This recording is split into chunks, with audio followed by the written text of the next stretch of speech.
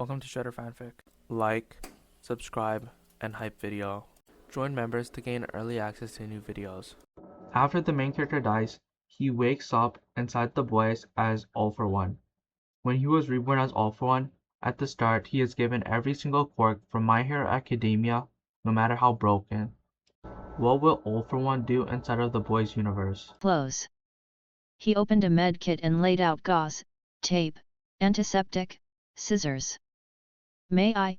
he asked, voice gentle. She watched him, then looked at her bandages, then back at him. She lifted one hand. He worked slow and clean. He did not flinch when he saw the damage the old wraps had been hiding. He cleaned and wrapped and said nothing that would make it worse. She watched his face more than she watched his hands. Set the 2 cases of V on the table and opened them. He looked for trackers, found one, crushed it with a pair of pliers, and threw it into a coffee can. "That's our leak," he said. "Everything else stays wrapped."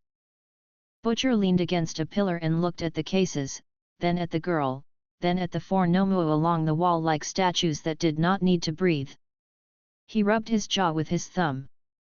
"Good night's work," he said, satisfied.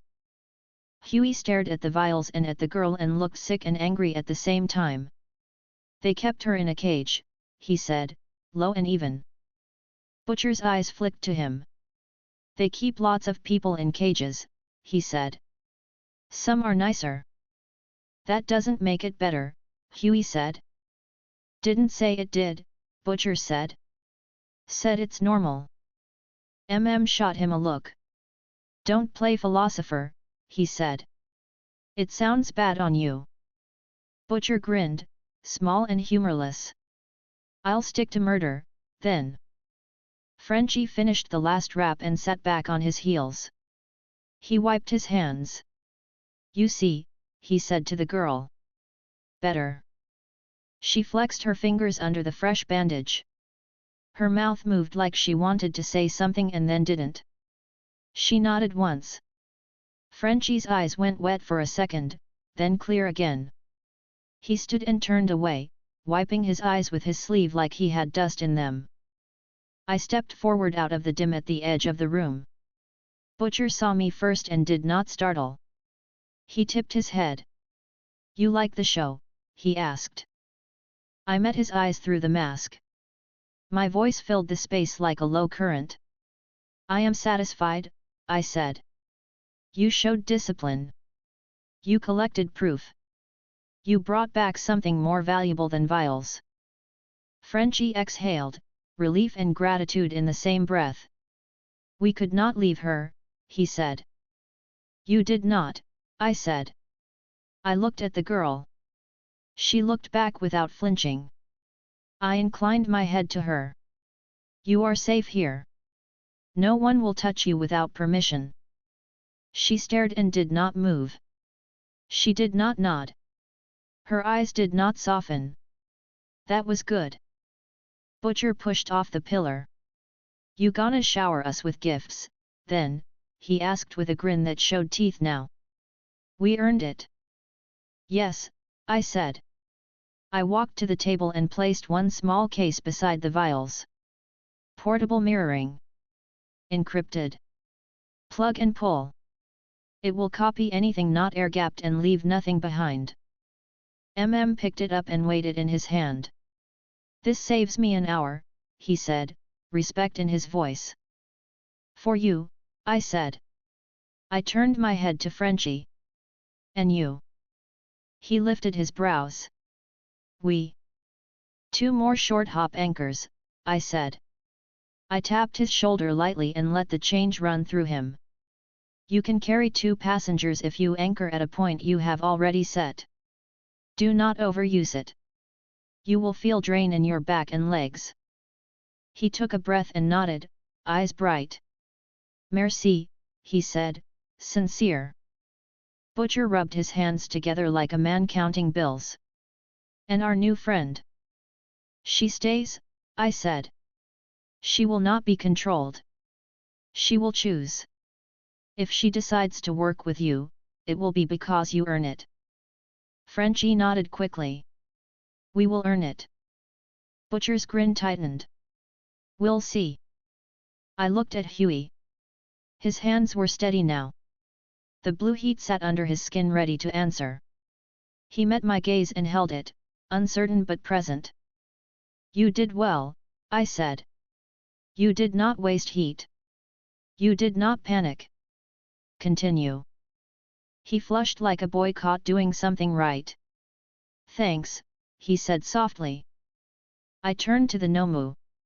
You will remain, I said. They stayed where they were, eyes on nothing and everything. Butcher looked pleased. You want us to go crazy with M tonight? He asked, half joke and half request. Not tonight, I said. Move slowly. Train them to your words. Use them to watch the doors and clear corners. Do not send them alone. Butcher rolled his eyes. Rules. Survival, I said. He gave a little salute with 2 fingers. All right. I looked at the girl one last time. Her gaze did not change. She had read every man in the room and decided precisely how much trust to allocate. It was not much. That was wise. Rest, I said to all of them.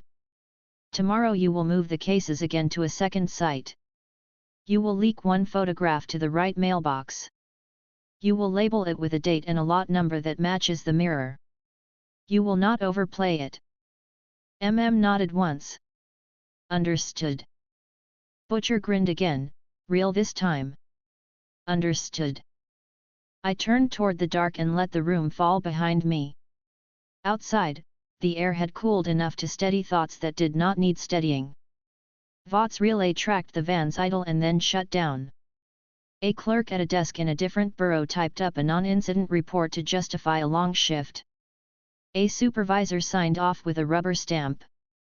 The node had been touched. They would feel it. That was enough. Chapter 17, The Return in Daylight. I did not announce him with rumor. I chose a place where the city could not look away and a time when cameras were already set.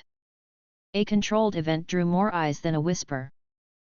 15th Street Plaza ran a clean line of food carts, a stretch of sidewalk tables, and a construction site on the north edge where a tower crane hung a steel load over a glass atrium under assembly. The site had 2 unions on shift, one inspector who hated late paperwork, and a foreman who wore his hard hat correctly. The tower crane was certified, the cable new, the ballasts correct. I did not want a real accident. I wanted a demonstration with protection on every side. I built the perimeter with a sequence of quiet steps. I widened the safety zone without stopping the job by pushing an automated text from the city's permit scheduler that moved the sidewalk vendors 10 meters back due to temporary curb work. I rerouted a school group that had planned to pass through the plaza by sending their teacher a bus update that listed a different drop. I delayed 1 tourist bus with a phantom lane closure that did not exist. I opened the calendar of a local morning crew at WNN and placed a street segment here with a soft tip about a crane operator who saved a worker last month. The producer liked simple stories and could not resist. I calibrated the event. A load would swing. A panel would crack. It would drop in a fixed arc into a reinforced zone that I prepared in the garden bed beneath with a hard shell under the soil. No one would stand under it. Soldier Boy would be in position to catch attention. He would not grandstand. He would do work. At 9:40 a.m., the plaza filled at the pace I wanted. Coffee line. Dog walkers. Workers in vests taking their first break. The WNN van rolled up and parked at the corner hydrant. A field reporter with a practiced smile stepped out and checked her hair in a phone. Her cameraman swung the lens toward the crane and the glass. Soldier Boy arrived at 9:51. He wore a plain jacket, dark shirt, work pants, and boots that could take dust. His shield was in a bag that looked like it held tools. He walked through the plaza like a man who had errands and time to finish them. He kept his chin level and his eyes moving. He was calm. I stood 3 floors up in the atrium skeleton. I kept out of sight. I watched the live feeds from my transmitters. The WNN camera went hot at 9:58 to frame a teaser. The reporter rehearsed one line about safety first and smiled at the lens. I sent a signal into the crane's secondary control that told it to pivot 5 degrees too far before stopping. The operator saw it immediately. He touched the brake, cursed, and called down to a rigger. The load swung 2 meters outside plan. The foreman blew a whistle and signaled to clear. The cable held. The beam hit the glass lip they had installed as a test panel. The panel cracked and fell. It hit the shell I had placed under the garden bed. It bounced and slid toward the plaza edge with noise that made heads snap. Soldier Boy was already moving. He covered the last 10 meters at a run and slid a boot under the beam's leading edge to stop the slide from reaching the curb. He shoved his shoulder into the beam and planted his feet. 2 workers joined him without thinking. He took their weight without allowing them to be crushed. He did not look at the camera. He looked at the load. "Get wedges," he said to a worker who stood frozen. The man jolted, ran, and came back with wooden blocks. Soldier Boy slipped them in and took his shoulder off the beam.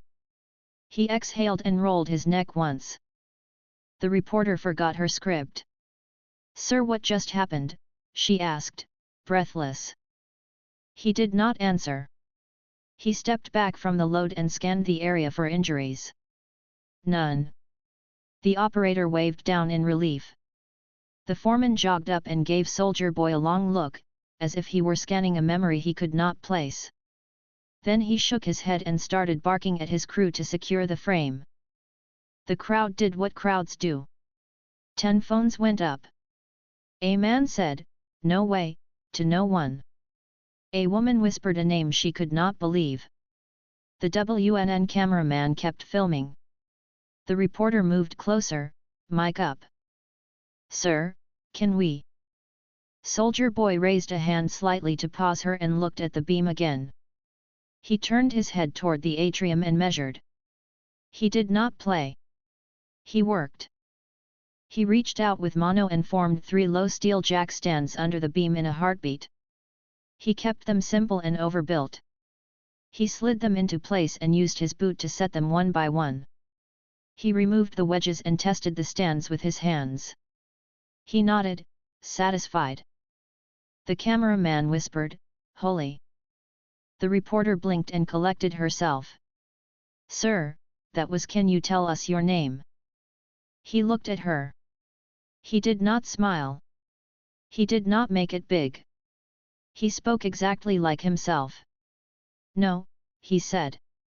He stepped away from the camera. A voice in the crowd said it without thinking. "Soldier Boy." The sound of it ran through the plaza like a small shock. 10 more phones came up. The cameraman pulled focus and caught his face clean for the first time. The reporter's eyes widened. She understood the moment in front of her with the sharpness of a person who had done this every day for 10 years. Are you Soldier Boy?" she asked. "People have said we were told." He looked at her again. It was not fear. It was recognition of a corner turned. "Yeah," he said. "I am." The square held still for 3 beats. Then noise broke it. People spoke. Some shouted for joy. Some shouted for explanation. A man in the back said a curse word in surprise. A woman clapped once without knowing why and then stopped, embarrassed. I recorded every angle. I pushed the feed to more than one outlet. I did not fake anything. I did not need to. A siren sounded 2 blocks away. Not emergency. Corporate. Vaught's street team had a car within 10 blocks for any camera that found something interesting. The radio chatter rose around me. Ashley Barrett's voice hit 3 channels in a practiced rush as she ordered friendly faces, supporting statements, and CO-branded assets ready in 30. Stan Edgar received 3 texts and 1 call. He did not answer the call. He read the texts and typed one sentence to Ashley, contain with language. Do not deny. A second siren cut from the air. Homelander had left a staged school reading early. He went up, looked down, and angled toward the plaza. He arrived at a low hover off the street and let the crowd see him. He smiled. It did not reach his eyes. Queen Maeve came the quiet way, through the sidewalk, with her hood up and her face tired. She stayed at the edge, took one look, and let her hood fall. She looked at Soldier Boy without smiling or frowning. She looked like she had expected this. She had not expected to feel anything. Starlight was already 2 blocks away finishing a morning segment. Her handler checked a phone and blanched. "We need you at 15th, he said. She went. Soldier Boy had not moved to the center of the circle the crowd wanted to make. He stood at the edge of the now secured beam, near the foreman, and listened. The foreman thanked him 3 times without knowing what else to do. Soldier Boy asked if anyone was hurt. He asked the operator if controls had glitched. He nodded when he heard the answer. He did not give a quote to the WNN camera when she tried to put the mic under his chin again. He kept his weight even and his jaw set. Homelander landed with both feet on the curb. He broadcast a smile at the line of cameras and then turned it on Soldier Boy like a light. "Wow," he said. His voice carried. "Big day. Big surprise." Soldier Boy looked at him and did not look impressed. "You're the blonde one," he said. "Homelander." Homelander laughed. "Guilty," he said. He put a hand out for a handshake. "Welcome home." Soldier Boy did not take the hand. He did not slap it away. He simply let it hang. Homelander held it there for half a second longer than he should have, then patted the air and dropped it with a chuckle he did not feel. Queen Maeve stepped closer, took Soldier Boy in with one long look, and spoke low. "You're supposed to be dead," she said. She did not sound impressed. She sounded tired. "Vought says a lot of things," he said. Starlight arrived breathless and put herself in a position where one camera would catch her face when it framed both men. She looked from one to the other and chose to say nothing. Her eyes went to the reporter. The reporter nodded at her like 2 soldiers signaling a truce for a second. Ashley's voice went in 3 directions through earpieces. Homelander, smile. Maeve, neutral. Starlight, stand side camera right. Do not antagonize. Do not mention death. Say it's good to see heroes working together. Homelander said the line he was given in different words. Hey, buddy, what matters is everyone safe. We all want the same things, right? He spread his hands toward the crowd. The crowd cheered out of habit. They were still cheering for the load on the jack stands and the man who did the jack work. Homelander heard the wrong thing in the sound and smiled harder. The WNN reporter asked the question any working reporter had to ask. Soldier Boy, where have you been? He looked straight into the lens. He did not tell a story. He did not flinch. Buried, he said. Not anymore. Ashley choked on her pen cap 2 miles away. Edgar told legal to draft welcome home language and told PR to delete the deflection they had written about unverified appearances. Homelander pivoted toward the camera. What's important is he's here now, with us, he said. He hit the last 2 words hard. He did not look at Soldier Boy when he said them. A clang cut through the plaza from the alley behind the atrium. A panel truck jerked out from behind a dumpster with a front tire half flat and a man in the cab yelling at no one. He clipped a barrier and sideswiped a parked scooter. The crowd turned like a school of fish. Panic tried to rise because panic loves motion. I pushed it down with small adjustments. The truck rolled toward the flower bed. It did not have cargo. I had replaced it with a safe weight and a harmless colorant drum for theater. The driver was a contractor I controlled through a simple compulsion. He would not be harmed. Soldier Boy moved before Homelander decided whether to fly the truck or glare it into stopping. He stepped into the truck's path, lowered a shoulder, and planted his boots. He hit the bumper with both hands and the ground with all of his weight. The truck stopped short with a grind of metal. The driver's forehead hit the wheel. He cursed and held his nose. Soldier Boy reached into the cab, put the vehicle in park, turned the key, and pulled it out. He put the key on the hood. The crowd noise broke again, this time with laughter and relief. The cameraman caught all of it. Homelander lifted a hand like he was about to move and then let it drop. He clapped Soldier Boy on the shoulder. His face worked to find a new line. He found one that sounded like unity. "Strong as ever," he said. Maeve looked away so a camera would not record a smirk. Starlight kept her face neutral. The WNN reporter did her job and moved the conversation back to the point. "Soldier Boy, will you be joining the 7?" she asked. Edgar heard the question through 3 feeds and did not change his breathing.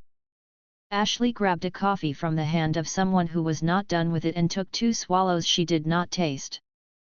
Soldier Boy did not look at Homelander when he answered. "No," he said. Homelander's jaw tightened. He made it a joke for the cameras. "Ah, come on," he said. "We have great benefits." Soldier Boy did not laugh. He looked at the foreman instead. "Keep your men clear of the west side until they check that panel," he said.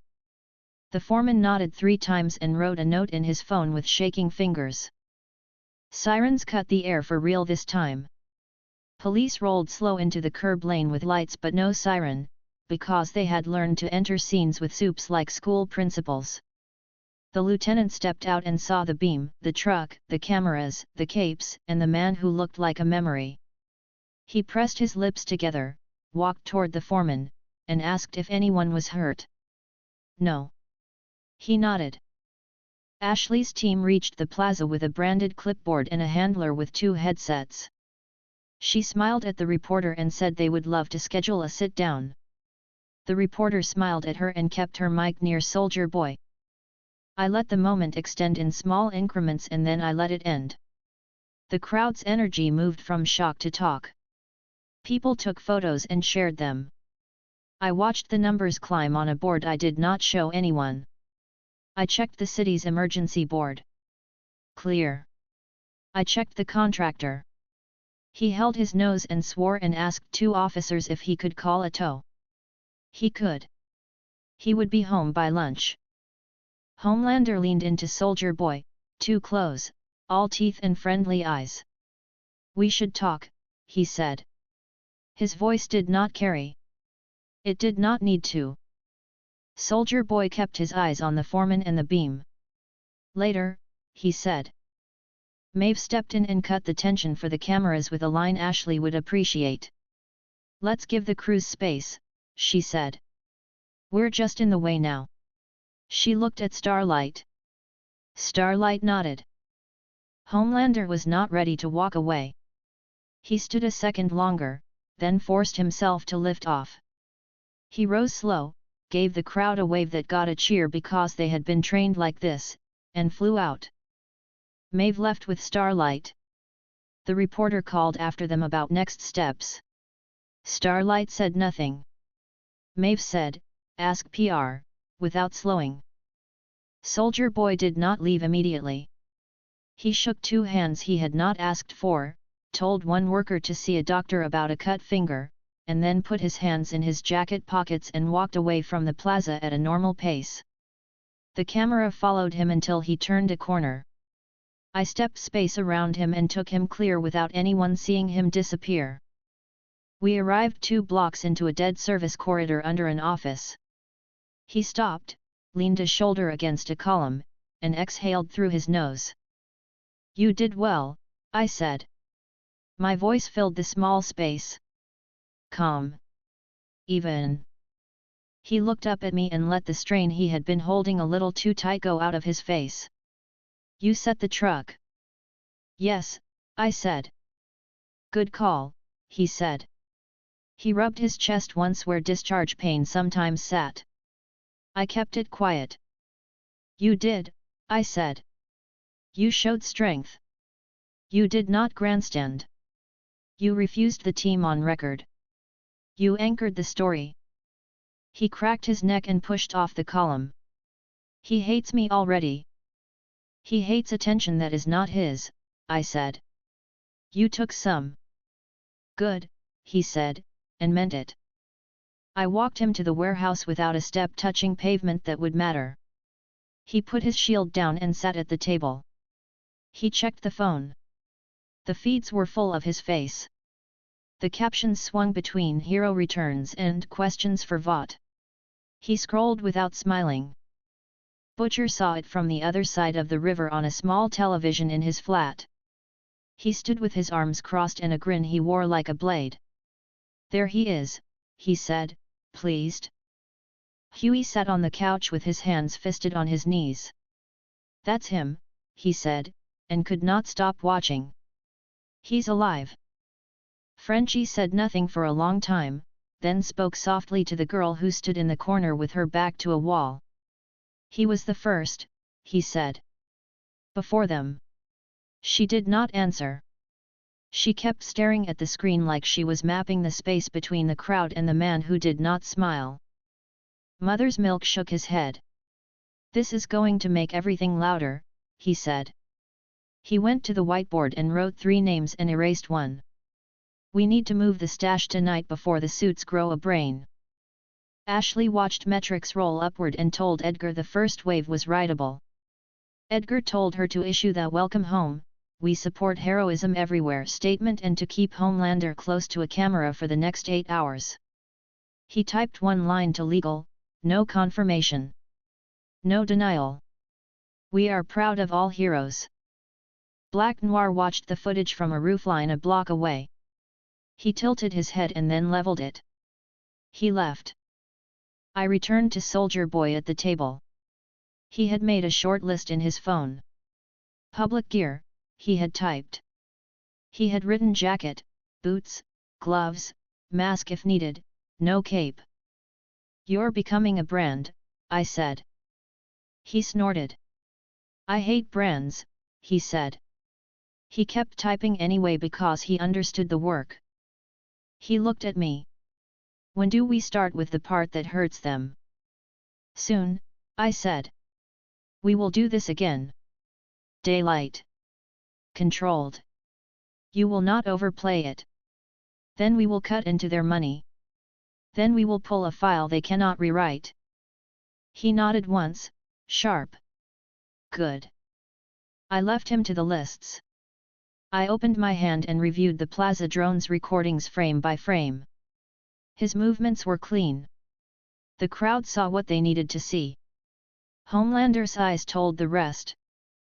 By evening, the talk shows had booked 3 men who had pre-written monologues about American icons and truth. I did not listen. I watched the building where Edgar worked. He stayed late and read a file that had not been opened in 10 years. He set it on his desk, put his hand on it for 3 seconds, and put it away. The city did not sleep. It turned. That is all it does. Today it turned around a man who caught a beam and stopped a truck. I shut the screens and planned the next street. Chapter 18, Paper Cuts. The manifests we stole were incomplete by design, but they were honest in the ways that mattered. The off-book routing used paper when it needed to disappear. Digital trails are easy to scrub, paper demands trucks, men, schedules, signatures, and fire. They planned a fire. The accountant's name was Howard Maddox. Mid-level. He wore old suits and carried his stress in his shoulders. He handled 2 divisions that fed money through 4 charities and 1 research foundation that had never published anything. His calendar showed records consolidation and legacy archive transfer to a third-party shred service across the river. He added the words donor reconciliation to his private notes. He intended to make boxes vanish. I watched him all morning. He left his apartment at 7:10, bought coffee on 6th, and kept his head down even when he nearly ran into a reporter rushing to a van. He flinched at the sound of a siren, then kept walking. He reached the parking garage attached to a low building Vought owned through a shell company and rode the elevator down to B2. The basement smelled like cardboard, toner, and old dust. 2 men in plain clothes were waiting. They weren't Vought branded. They lifted boxes with a careful rhythm and said nothing. The boxes were brown, taped, and stamped with numbers that matched the format on our mirror. I opened a channel to Butcher. "It's today," I said. "Your accountant is moving the records now." 2 handlers. No official insignia. Unmarked van. License is fake but assigned to a real company. Butcher sounded awake and pleased. "Good," he said quietly. "Where we hidden M?" "On the move," I said. "Not at the building. Not at the shred site. On the bridge approach, before the toll. Cameras are dense but predictable. I'm already in the feed." He laughed once without humor. "We'll bring our Sunday best." I laid the route and timing in their ears and eyes. Frenchie had walked the approach yesterday and set anchors behind a concrete barrier, on a pedestrian ladder, and across a narrow service ledge under the on-ramp. The 2-passenger extension I gave him would stretch if he paced it. Mother's Milk had prepared chain of custody forms, seals, bag tags, and a field camera with a timestamp that could not be altered without leaving a trace. Huey had gloves and a small list taped inside his sleeve that said "Small flame, adhesive only, and breathe." I moved my Nomua to the periphery. 2 took high positions, one on a billboard frame, one on the spine of a maintenance walkway. One sat on the underside of the approach like a large shadow. The 4th remained with Butcher for the stop. At 9:03, the van rolled out of the garage behind a sedan that carried another handler. The boxes had been loaded by hand. Each had a slotted lid and 2 tamper seals. I saw blue tape with white hashing. I saw the stamps and the numbers, DL12, DL13, DL14, DL15. I checked our mirror. They matched donors. The names on the internal file lined up with a charity whose gala was held every year on a boat. I bent the traffic pattern 1 lane at a time. A city work order rerouted 2 garbage trucks to a lane closure that did not exist. A delivery truck stalled at the base of the on-ramp long enough to make the handler sedan change lanes. I threaded a yellow cab into the space between the van and the sedan and delayed a light. I kept the patterns believable. I do not throw chaos, I move weight. Butcher, Frenchie, and Huey reached the base of the service ladder 2 blocks down. They wore work jackets, hats, and the kind of boots that belong in places where men are paid too little to take falls. Butcher chewed on a toothpick and tapped his earpiece. "We got eyes?" he asked. "Yes," I said. "You go on my count." Adjusted the strap on his bag and looked at Huey. "You stay behind me until I tell you otherwise," he said. "Do not improvise." Huey nodded once. He looked pale but controlled. "I won't," he said. Frenchie flexed his fingers and took a breath. "Anchors are clean," he said. "I will bring you and first. Butcher, you go around the barrier. You are a car problem." Butcher grinned at that. "I've been called worse." The van hit the approach at 9:27. The sedan fell back when the cab cut in front of it. The van changed lanes to avoid a broken pallet I had staged near a curb. It moved into the lane closest to the barrier. "Now," I said. Frenchie grabbed MM's wrist and blinked both of them behind the barrier in a low crouch. They stayed low and moved in a quick line to the first anchor. He blinked them again to the service ledge. It was narrow. Kept his weight centered and did not look down. He placed one hand on Frenchie's shoulder to steady him. The second hop took them to the barrier cutout where a maintenance crew had left a gap last month. Frenchie wiped sweat from his brow and exhaled slowly. Butcher went another way. He took the Nomu and moved along the shoulder on the far side. He timed his steps with the sound of the cars so the van's driver would not hear boots. He reached the gap and crouched. The Nomu hung on the barrier like a dark patch. Huey climbed the first ladder one rung at a time and kept his eyes on his hands. He reached the barrier, slid under the gap Frenchie had told him to use, and tucked himself beside him. His breathing was loud in his own ears and quiet in the world. I shifted the light 2 cycles ahead and sent a bus through slow. The bus blocked 3 cameras for 8 seconds. It was enough. On your mark, I said. Stood and stepped into the lane with his hand up, palm out, like a construction flagger. He made it look like an order. The van slowed. Butcher stepped out in front of it with his jacket open enough to show the edge of a badge he should not have had and a hard face. The driver cursed and hit the brake. Butcher tapped the hood twice with his knuckles and pointed to the shoulder. The driver hesitated, looked left at the bus, looked back at the man in the jacket, and pulled onto the shoulder. Butcher moved with him, all posture and command. The handler in the sedan craned his neck and punched a number on his phone. I blocked the call by rerouting it into a loop. He swore again and tried another number. I let it ring 4 times, then drop. He pulled into the shoulder 40 meters back and stayed in his seat. Approached the van on the passenger side. Frenchie stayed behind the barrier and watched the sedan. Huey stayed behind Frenchie and clenched his fists in and out to keep the heat where it belonged. Butcher opened the driver's door before the man could step out. "Inspection," he said. His tone was flat. "You got paperwork for this load?" The driver blinked and tried to be tough. "We're contracted," he said.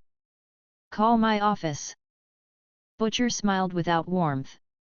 "I am your office," he said.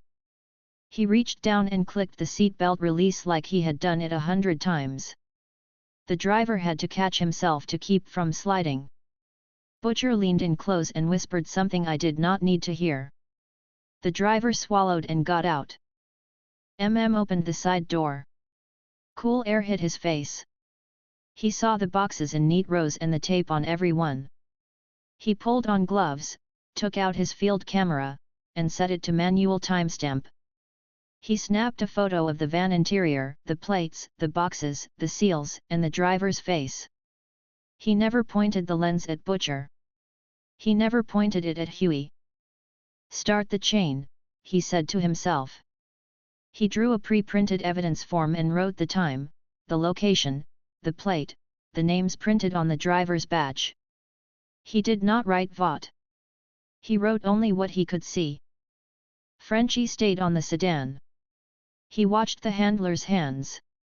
The man opened his glove compartment and pulled a small radio with an old lane frequency. Frenchie dialed down the sensitivity of the radio with a small twist of his fingers and a quick flick of a screw he should not have known. The man tapped the button and heard only static. He slammed the glove box shut and swore again. Butcher stood with his hands behind his back and his chest out. He turned his head like he was bored, and then he looked back at the driver. "Open the back," he said.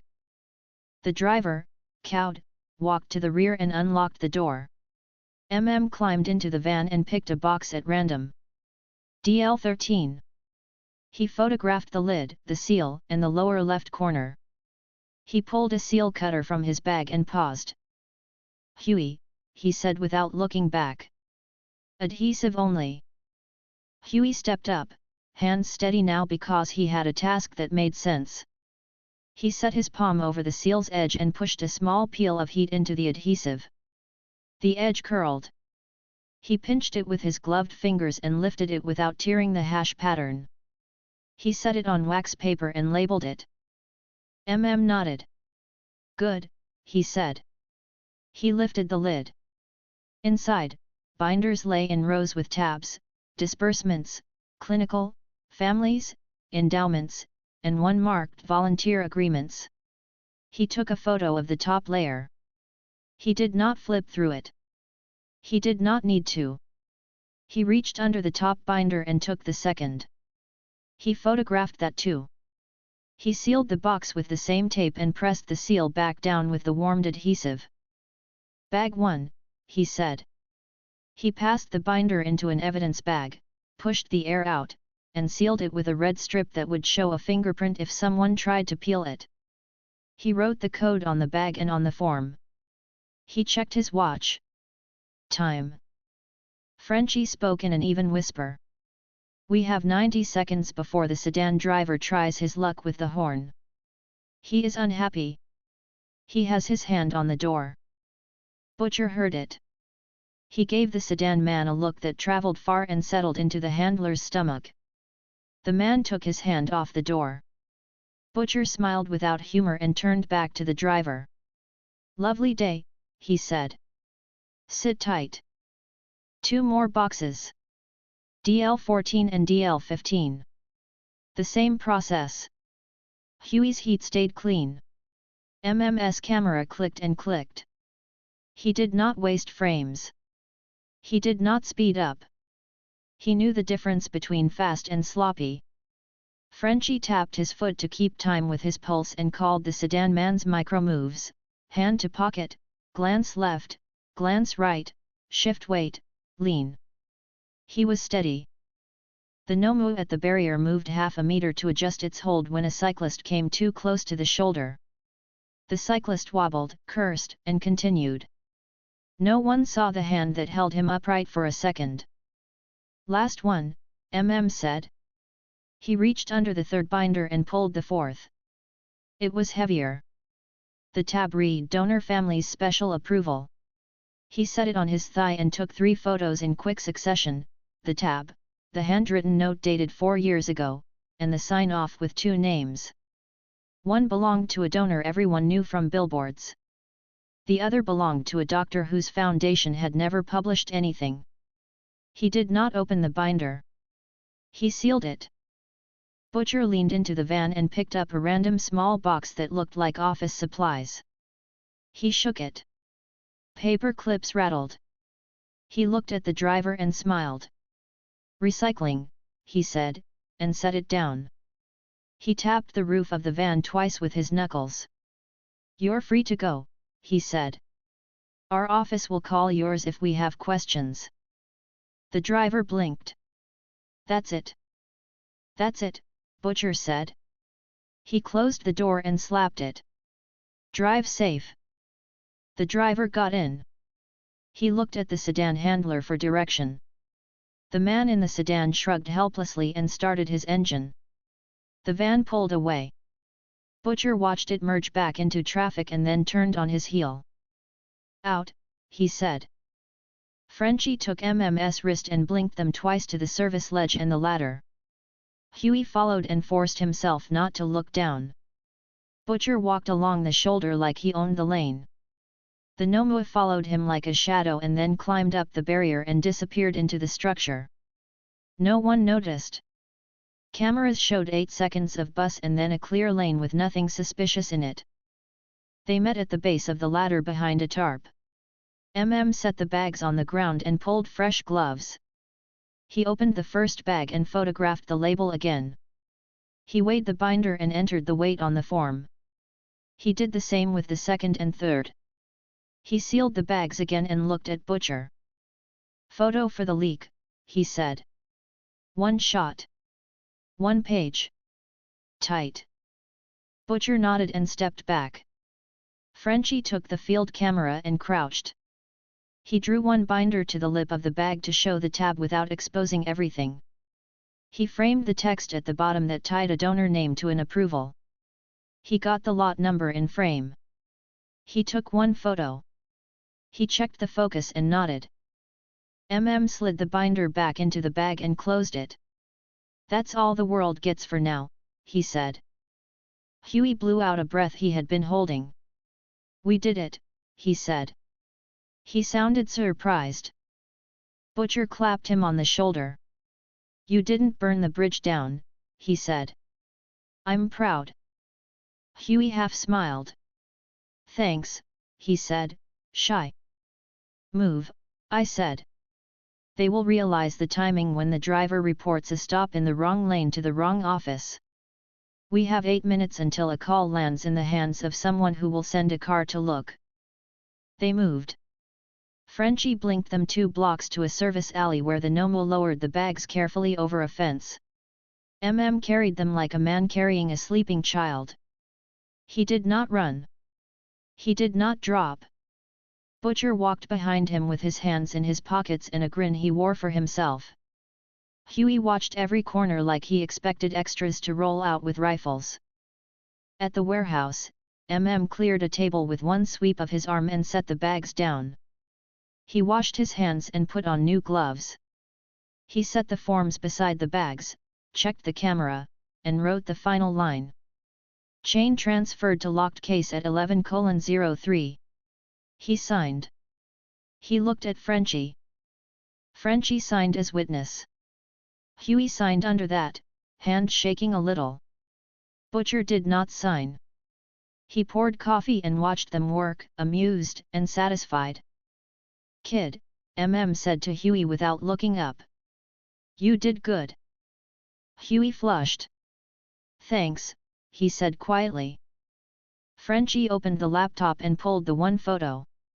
He scrubbed the EXIF to remove anything that would tie it to our device but left the timestamp. He added a simple text line with the lot number and a question mark. He sent it to an inbox that belonged to an investigative reporter who had not liked VOT for a long time and had learned to wait until a second source confirmed what she already knew. He clicked send. He closed the lid. Butcher sat down on a stool and took a sip. He looked at the binders like trophies. We'll make them choke on their own paper, he said, pleased. Shot him a look. We don't gloat yet, he said. We protect it. We make copies.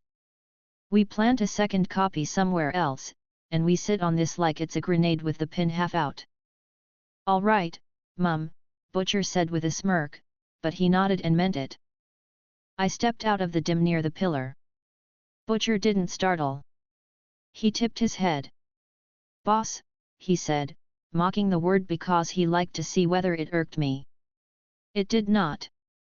You were clean, I said. My voice stayed level. You kept the stop simple. You documented properly. Your photo is tight. You gave them one bite. They will ask for more. You will not oblige until I say. Nodded once. We hold until a second leak matters, he said.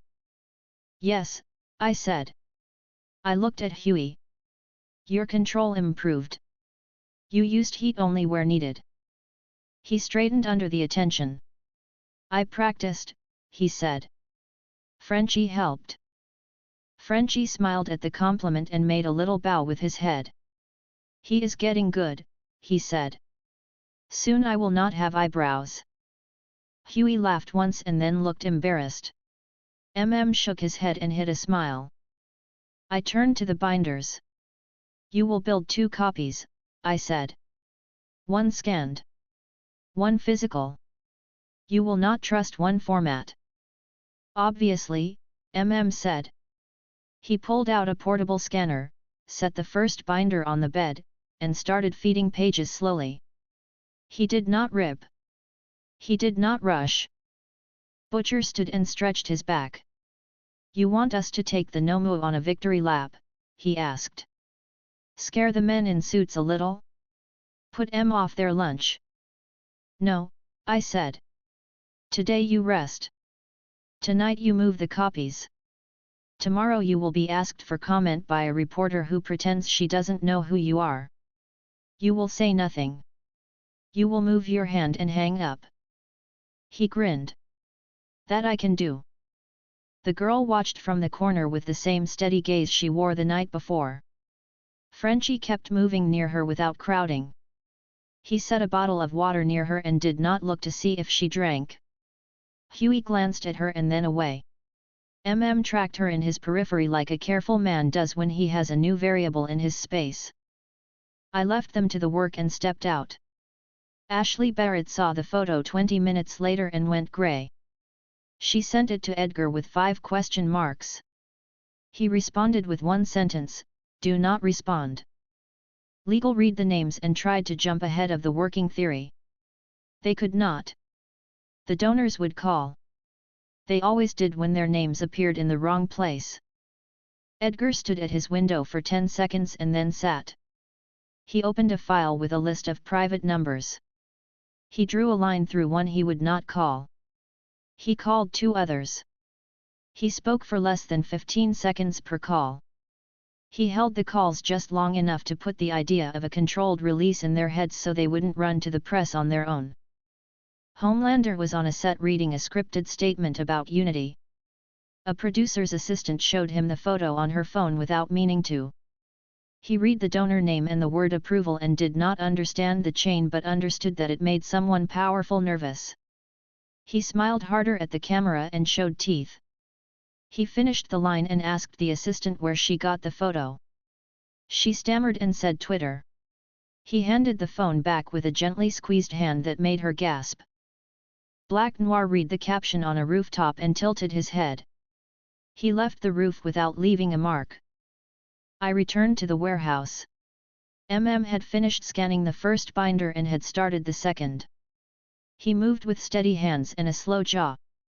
Butcher had opened the coffee and replaced it with whiskey and then, after a look from put the whiskey back and poured more coffee.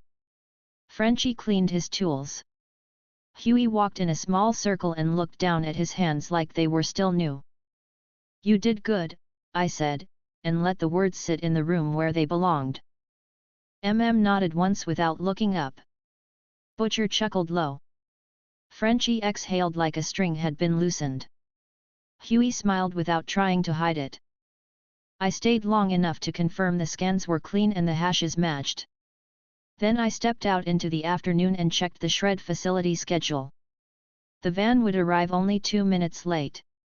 The driver would sign. The machine would eat nothing important. The binders we had would feed a different kind of machine. I watched the net fill questions, denials, quiet phone calls, one public post from a donor account calling the photo fake. It did not matter. The picture was too specific. The lot number matched the mirror. It would not go away. The day moved, and we moved with it. Chapter 19, Terms of Cooperation. By morning the building had tightened around her. Extra badges at elevator banks. 2 men at the end of the hall who pretended to check a light fixture. A third camera disguised as a sprinkler head near her door. None of it mattered to me.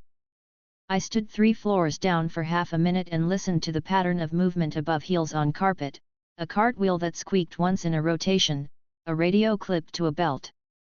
The rhythm held. No surprise sweeps. No random checks. I stepped from the service stairwell into her living room without sound. The curtains were half open. The city sat behind the glass, bright and plain. Starlight stood at the counter with a mug between both hands. Hair tied back, uniform jacket off, the rest of the suit on. Her eyes were on her phone, scrolling. Her shoulders were tight in a way I had seen before cameras and after them. She sensed me before she saw me. Her head lifted a fraction. She turned, saw me seated on the edge of her couch, and froze for a heartbeat. Her jaw set. "You need a hobby," she said, voice steady but tired. "Breaking into my place is getting old." I leaned back, hands folded. "Then let us make this visit productive." She placed the mug on the counter with care and wiped her palm on a towel. "I'm guessing you didn't come to congratulate me on the PR tour." "No," I said. "You've done enough smiling for them this week. I'm here to discuss work." She took a slow breath and came around the counter, keeping the couch between us at first. "What kind of work?" "Yours," I said. "Not Vought's. Not their schedule. Yours." She watched me, cautious.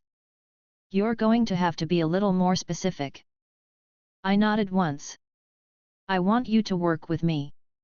Not as a subordinate. As an asset with autonomy. You will choose your targets within parameters. I will give you the means to move safely. In return, you will do what you already want to do, expose them with precision, not noise. Her eyes stayed on mine. You talk like this is normal. It will be normal if you accept, I said. You have been hiding in plain sight for them. This gives you a way to move unseen for yourself. She crossed her arms. And why should I trust you? You dropped monsters into a corporate lobby.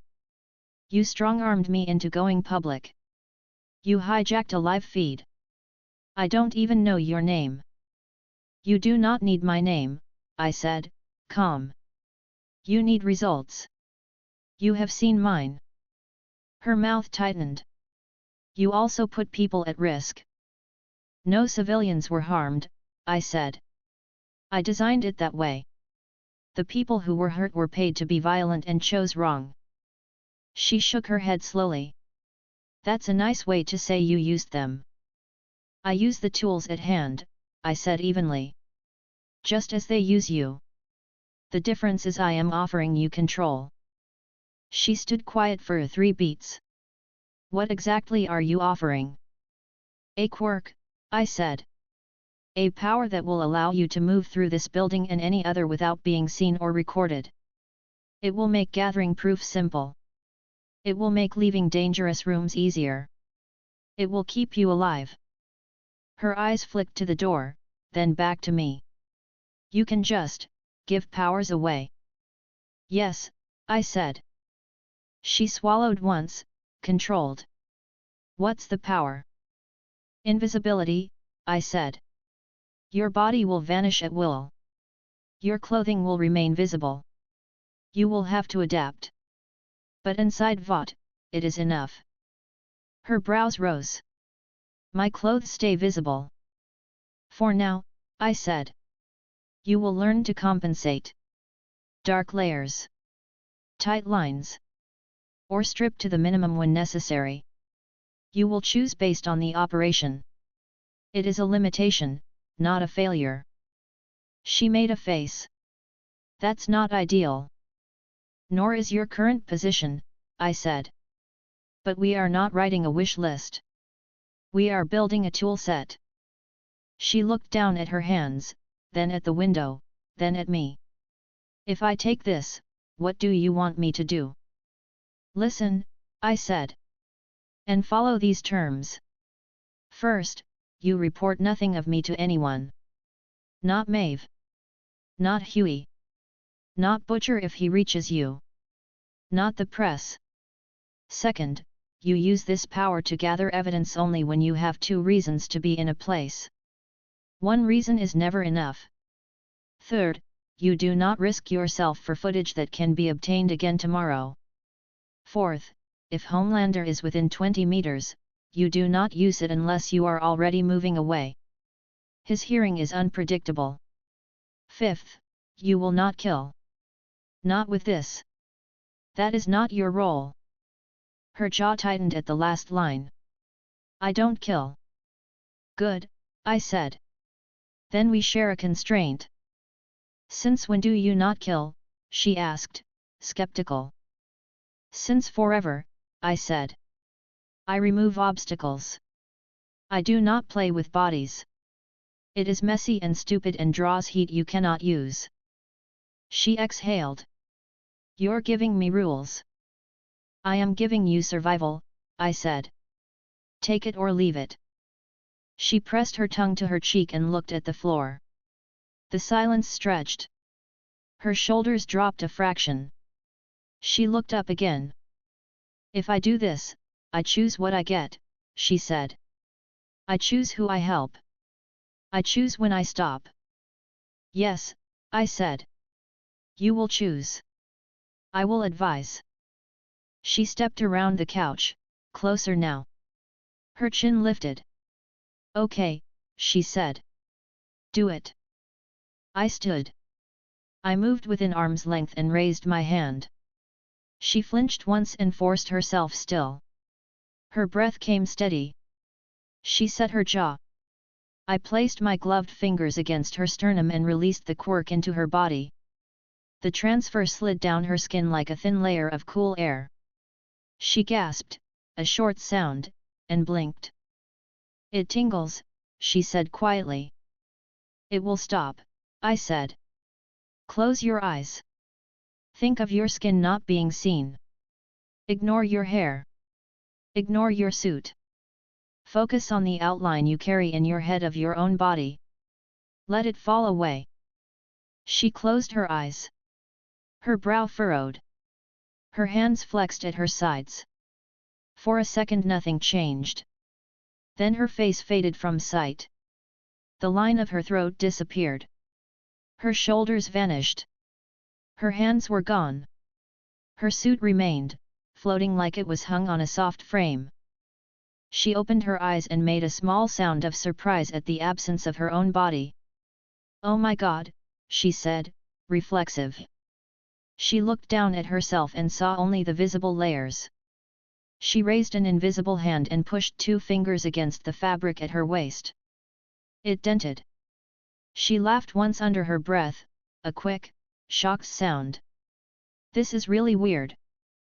"It is simple," I said. "And effective." She took a step, then another. The boots scuffed against the carpet with no legs in them. She paused, looked toward the mirror on the wall, and walked to it. The mirror showed the suit shaped around nothing. She reached up and tugged the collar. It floated up, then settled. She turned side to side and controlled her breathing. "Can cameras see me?" she asked. "No," I said. "Not your body. The fabric will appear. You will need to reduce your visible profile as much as you are comfortable doing." She glanced toward the bedroom, then back at me. "You mean I have to take the suit off?" "When necessary," I said. "Under layers, neutral tones, or nothing. Your choice. You will plan routes to avoid people when you are not fully covered. You are not a ghost. You still move. You still make sound. Use that knowledge with discipline." She walked back toward me, stopped halfway, and faded her body back to visibility. It returned like a tide reversing. She looked at her hand, turning it, flexing fingers, learning the feel. She did it again, vanish, return, vanish, return. Each time it came faster. "How long can I hold it?" she asked. "As long as you like," I said. "It does not drain like your light. But when you combine it with heavy output, you will feel the cumulative strain. You cannot blind and vanish and sprint for 15 minutes without cost. The cost is not severe. It is fatigue. It will show in your hands first. Practice in short sets and build up." She nodded. "Can I leave footprints?" "Yes," I said. "You still weigh what you weigh. You still displace air. You still move objects when you bump them. You still leave fingerprints without gloves. You still heat cameras and trip heat sensors if you stand too close. You are as you are. You are only not seen." She rubbed the heel of her palm over her mouth and thought. "What do you want first?" she asked quietly. "Stan Edgar's private meeting notes for the last 2 months, I said. "His desk is clean. His walls are clean. The file is on a drive that is not connected to your network and sits in a drawer 2 rooms off his office. He keeps it because he does not trust any cloud he does not own. You will retrieve a copy, not the original. You will not disturb anything." She set her hands on her hips. "That's on your floor," she said. "Security is insane up there." "I have already mapped the pattern," I said. 2-minute window when his assistant walks to the copy room and the floor lieutenant checks the bathroom near the elevator. You will take the fire stairs from 17 to 19. You will hold at the landing until I say go. You will move through the service corridor, not the carpet. You will reach the side door. You will be invisible and barefoot. You will avoid the 2 motion bells I will disarm for you and not the 3rd, which is a decoy. You will go to the room, pull the drawer, take the drive, insert the mirror I gave the boys, copy the file, return the drive, close the drawer, and leave. You will be done in under 90 seconds. She blinked. That's insane. It is precise, I said. You want me to do this today? Yes, I said. Before lunch. She huffed a breath and nodded once. Anything else? Yes, I said. You will also stop by the training gym on 17 at a time when it is not in use and place a small device behind the vent on the west wall. It will do nothing today. It will do what I ask when I ask it. She frowned. Is it going to hurt someone? No, I said. It will listen. She walked to the window and stared down at the street. She stood still for 6 seconds. Then she turned back. I'll need a bag for the suit, she said. I can't exactly walk the hall invisible in this. I reached into my coat and placed a small black roll bag on the couch. Light, I said. Unmarked. It folds clean. You can wear it crossbody under a coat. She picked it up and checked the seams like someone checking a stitch on a childhood blanket. She nodded. Okay. She looked at me. If I say no later, you let me walk. Yes, I said. She frowned. Just like that? Yes, I said. I do not hold people who do not want to be held. They break. She watched me for another long beat, gauging whether that was a lie. She decided it wasn't. All right. I'll do it. Good, I said. One more test first. She nodded. What? I pointed toward the bedroom. Your closet. Turn the lights off from the switch by the door. Walk to the closet. Remove the suit. Leave the boots. Invisibility on. Return. Count your steps. Time yourself. She stared like she wanted to roll her eyes and didn't. You're enjoying this. I am ensuring you do not trip on your own furniture while naked, I said. She snorted once, despite herself. Fine. Turn around.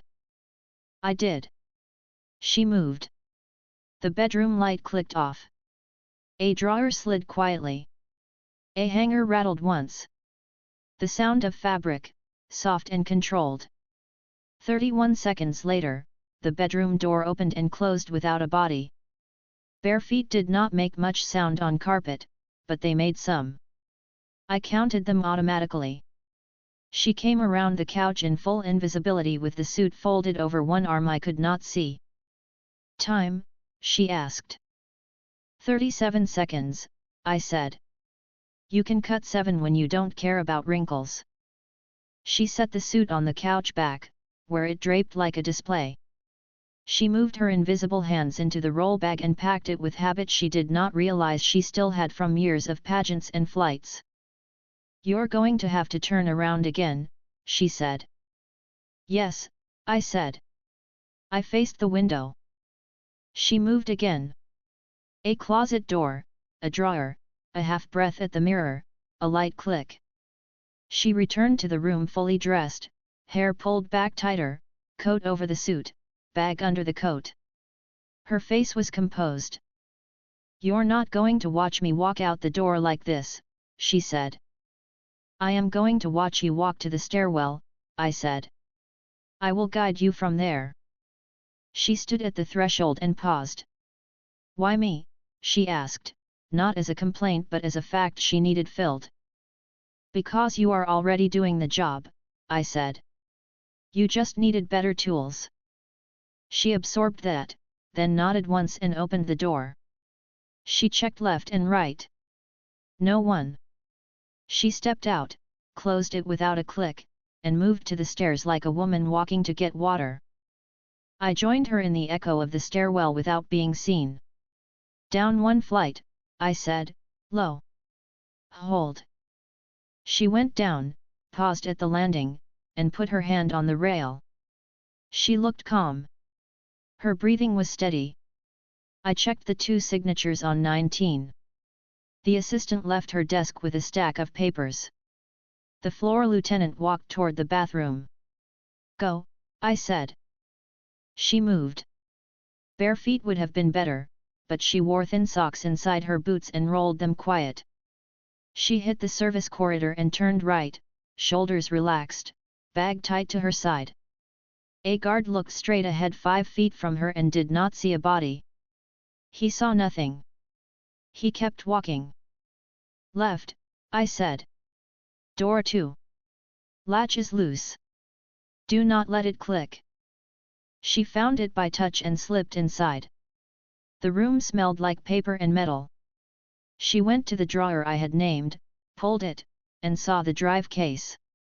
She opened it, slid the drive into the mirror, and watched the light blink once, then steady, then blink again. 30 seconds, I said. She waited without fidgeting. The light went solid. She removed the drive, placed it back into the case at the exact angle it had set before, slid the drawer shut, and pressed the handle to seat it. Out, I said. She left the room, turned right, and moved down the corridor. A voice from the left, someone making a joke to no one. She paused until the voice faded, then stepped by the vent and slid the small device into the notch behind it. It seated with a soft magnet pull. Done, I said. Stairs. She reached the landing, walked down, and entered her floor. A cleaner pushed her cart past and checked a list taped to the handle. He did not look up. She opened her door, stepped inside, and closed it. She leaned her head lightly against the door for half a second and then straightened. She walked to the couch, set the bag down, and exhaled. She looked at me. That was something, she said. I felt like a criminal. You felt alive, I said. It will pass. It becomes work with repetition. She pulled the mirror drive from the bag and set it on the table. What's on it? Everything he doesn't want on a server, I said. Meeting notes. Red line edits. A list of names that matter. I will copy it and return the mirror to your bag. You will not open it on your network. Yeah, no kidding, she said. She rubbed her palm on her thigh. Her hand trembled for a second. She saw it, frowned, and shoved the shake away. What's next on your list? Not today, I said. Today you will go to makeup, sit with a handler, pretend to care about a charity spot, and say nothing important. You will leave 30 minutes early for fatigue. You will come home, lock your door, and sleep. Tonight you will wake once, look at your phone, and do nothing. Tomorrow I will tell you the next step. She lifted a brow. You're kind of bossy. I am correct, I said. She gave me a look that might have been almost amused if the day had been kinder. I'm going to keep this, she said, touching the bag. Yes, I said. You earned it. She sat on the arm of the couch and studied me again. You're not going to tell me your name. No, I said. You're going to keep showing up in here uninvited. Yes, I said. I will not harm you. If I am here, it is because you need to hear something before it becomes noise. She stood. Then stop wasting time and tell me when I need to hear something. I will, I said. One last thing. If Homelander becomes curious about you, you will lie to him with your body. You will slow your breath. You will lower your heart rate. You will hold your face neutral. He reads panic. Do not give it to him. I know, she said softly. I've learned. You will learn more, I said. She picked up her mug, took a sip, and made a face when she realized the coffee had gone cold. She set it down. You done, she asked. Yes, I said. For now. I stepped out as easily as I had entered. The hall voices continued their dance. The building hummed. In the elevator a handler tapped a schedule and sighed. The city carried on. I moved to a rooftop and copied the drive. The contents loaded cleanly. Names. Dates. Notes. One line in particular about a legacy asset contingency and a bullet point with 3 letters that would matter later. I archived it. Across town, Ashley received an email from a producer asking whether Vought wanted to comment on the rumor that an internal source had hinted at new evidence in a donor case. She stared at the screen without blinking for 3 seconds, then forwarded it to legal with the words "handle this" and closed her eyes. In the warehouse, Butcher stood with the boys, looking at the binder copies. He did not know what Starlight had done. He did not need to. He would feel the pressure change when it mattered. I returned to the corner of the room I had just left. Starlight stood in her bathroom doorway, looking at her reflection. She raised her hand and vanished it. She brought it back. She shook it once and laughed quietly, a disbelieving sound. She squared her shoulders, rolled her neck, and forced her expression flat. Then she turned off the light. The day moved forward exactly as it needed to. Chapter 20, Names on Paper. I processed Edgar's mirrored drive in the quiet. The files were not labeled in a way that made sense to anyone but him. He used short strings and internal codes, then grouped them by week. The header format was consistent. Date, meeting duration, attendees by initials, and one line called action. He kept real names out of the top layer. He put them inside the attachments. I read 3 months of notes twice, then opened every attachment with a name in it. There were donor lunches, board calls, and 1 hospital visit that meant nothing. The items that mattered were simple. 3 donor families. 2 shell foundations. 1 legal memo called Adult Expansion Risk. He wrote like a man who saved words. He marked some lines with a dot. Those lines were always the problem. 1 note, DE, GK, HS, in person. Scope Adult v Trial. Donor Retention, with a dot. Another, Grant Exceptional Waiver. Counsel to Draft, with a dot. A third, Public Shield, Volunteer Program Branding. PR to Own, with a dot. I opened the Adult Expansion Risk memo and read it line by line. The first page restated nothing we didn't already know. Adult compound V trials created unstable subjects, legal exposure was high, settlement costs were rising. The second page held the plan. Move adult dosing into a survivor support study run by a foundation that had never published anything, keep the records off Vought servers, pay doctors directly through donor endowments. It was not original. It was careful. I pulled 5 names that would matter from the attachments. 2 donors, Daniel Esteban and Grace Klein. 1 physician, Dr. Harold Sutter. 1 coordinator, Monica Ree. 1 law partner, James Pike. I checked them against the binders had taken. The tabs matched. Donor family's special approval had the initials DE and GK in the log I had already seen through the camera. The sign-off matched the law partner on the memo. The chain was clean. I opened the call log for Edgar's desk. His private outbounds lined up with those names in the week before and after the donor approvals. He was careful with words, but he used the phone like a lever. He called once to set the tone, then did not pick up again. It was enough to keep everyone moving. I prepared the plan. It needed Starlight, legal audio, and the boys' papers. The leak would land cleanly in the hands of a reporter who knew how to verify without giving us away. I went to her room. She was home from an early interview, half out of her uniform, hair down, eyes lined in a way the cameras liked. She had a bottle of water in her hand and her phone on the table. The TV was off.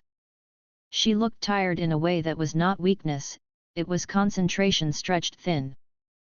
She didn't jump when she saw me. She just sighed and put the water down. "You don't ring," she said. "I don't need to," I said. "We have work." She rubbed her temple with 2 fingers. "I figured," she said. "What now?" "Legal," I said. "You will plant a second listener near their conference room and collect a schedule that confirms today's meetings. Then you will walk to the 17th floor gym and check the vent device we placed. You will be ready for movement within 30 minutes. I will tell you when." She pulled the hair tie from her wrist and tied her hair back. "What am I listening for?" "Names," I said. "Esteban. Klein. Sutter. Pike. You will hear at least 2 of them today. If you do, you will step out and wait for my call." She nodded. "And then?" "We force a choice," I said. "They will have to either shield a donor or disown the program. Both cost them. Both move us." She took a breath and let it out slow. "Okay," she said. "Where are we putting this thing?" I placed the new device on her table. It was small, flat, and matte, with a clip that could hold onto thin metal. "Under the lip of the return vent in Legal's conference room," I said. "You will go invisible before you step through the door. Shoes off. Socks fine. You will crawl under the table if you can't reach standing. You will not bump chairs." She made a face. "I love this job," she said, dry. "You will also be seen in the hall twice," I said. "You will carry files. If someone greets you, nod. Do not stop." She pulled open a drawer and found 2 manila folders. She put blank paper in each and wrote charity on the tabs. "Props," she said. "Good," I said. "You move in 10 minutes. She paused at the door with her hand on the handle. "If they catch me," she said, "you'll get me out." "Yes," I said. "I will get you out." She nodded once and left. I moved to a corner in the ceiling of Legal. The conference room was empty. The vent sat above a framed photo of a ribbon cutting. The hallway outside hummed with the low talk that always lives near lawyers. The room carried the faint smell of coffee and toner. I checked the cameras. 2 pointed away from the room. 1 sat above the elevator bank and saw a slice of the hallway. I put a 7-second buffer in the record and shifted the timestamp by 12 seconds. It would be enough to make a reviewer shrug. Her steps came on time. She walked into view in street shoes and neutral clothes, folders in hand, head down just enough to look like someone doing something ordinary. A junior associate bumped her shoulder and apologized too much. She nodded and kept moving. She did not hurry. She did not slow. She reached the door. She put her back to the wall, checked left and right, and then vanished. The clothes and folders stayed. She opened the door a crack and slipped inside with the folders floating. She set them on the table quietly.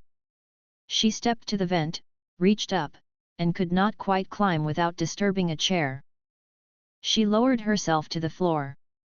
She moved under the table. She slid along the floor on elbows and knees without scraping. She pressed her shoulders into a narrow space until her fingertips found the lip. She clipped the device. She pressed once. The light inside it blinked. She backed out the way she came, stood, picked up the folders, and returned to visibility. She placed 1 folder under a chair. She put the other against the far wall. She looked like she was looking for something that wasn't there. The door opened.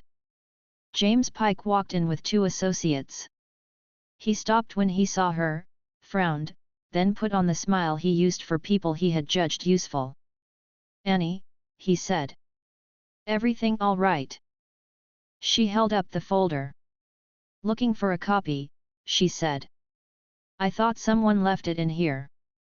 He gestured toward the table. We're about to start. Need help? She smiled with the practiced kindness of a person who can stand on a stage and be liked. I'm good, she said. Found it. She lifted the folder that hid nothing and slid by him without touching him. He watched her leave. His eyes were not hungry. They were measuring. Then he went back to his work. I followed her steps to the gym on 17. It was empty. She walked to the vent, reached under, and felt the device we had placed yesterday. It was still there. She straightened, looked around, and took a breath. She walked back to the elevator and returned to her floor. I pulled the first feed from legal as the room filled. Pike. Monica Rhee. A paralegal with a stack of files. 2 partners called in by speaker. Ashley joined by phone and muted herself. 5 minutes passed while they exchanged words that meant nothing. Then the call hit a name. Esteban is asking for reassurance, one partner said. He wants language he can show his board. Give him boilerplate about compliance and research, Pike said. If he wants to feel special, put his name on an internal memo and call it a letter of support. Nothing goes public. Grace? Monica asked. Grace wants indemnity, Pike said. She always wants indemnity. She has the money to afford it. We give her a letter that says nothing and a handshake that says everything. If she leaks, we say we never promised what she thinks we promised. Dr. Sutter, the other partner asked. Lines up access, Monica said.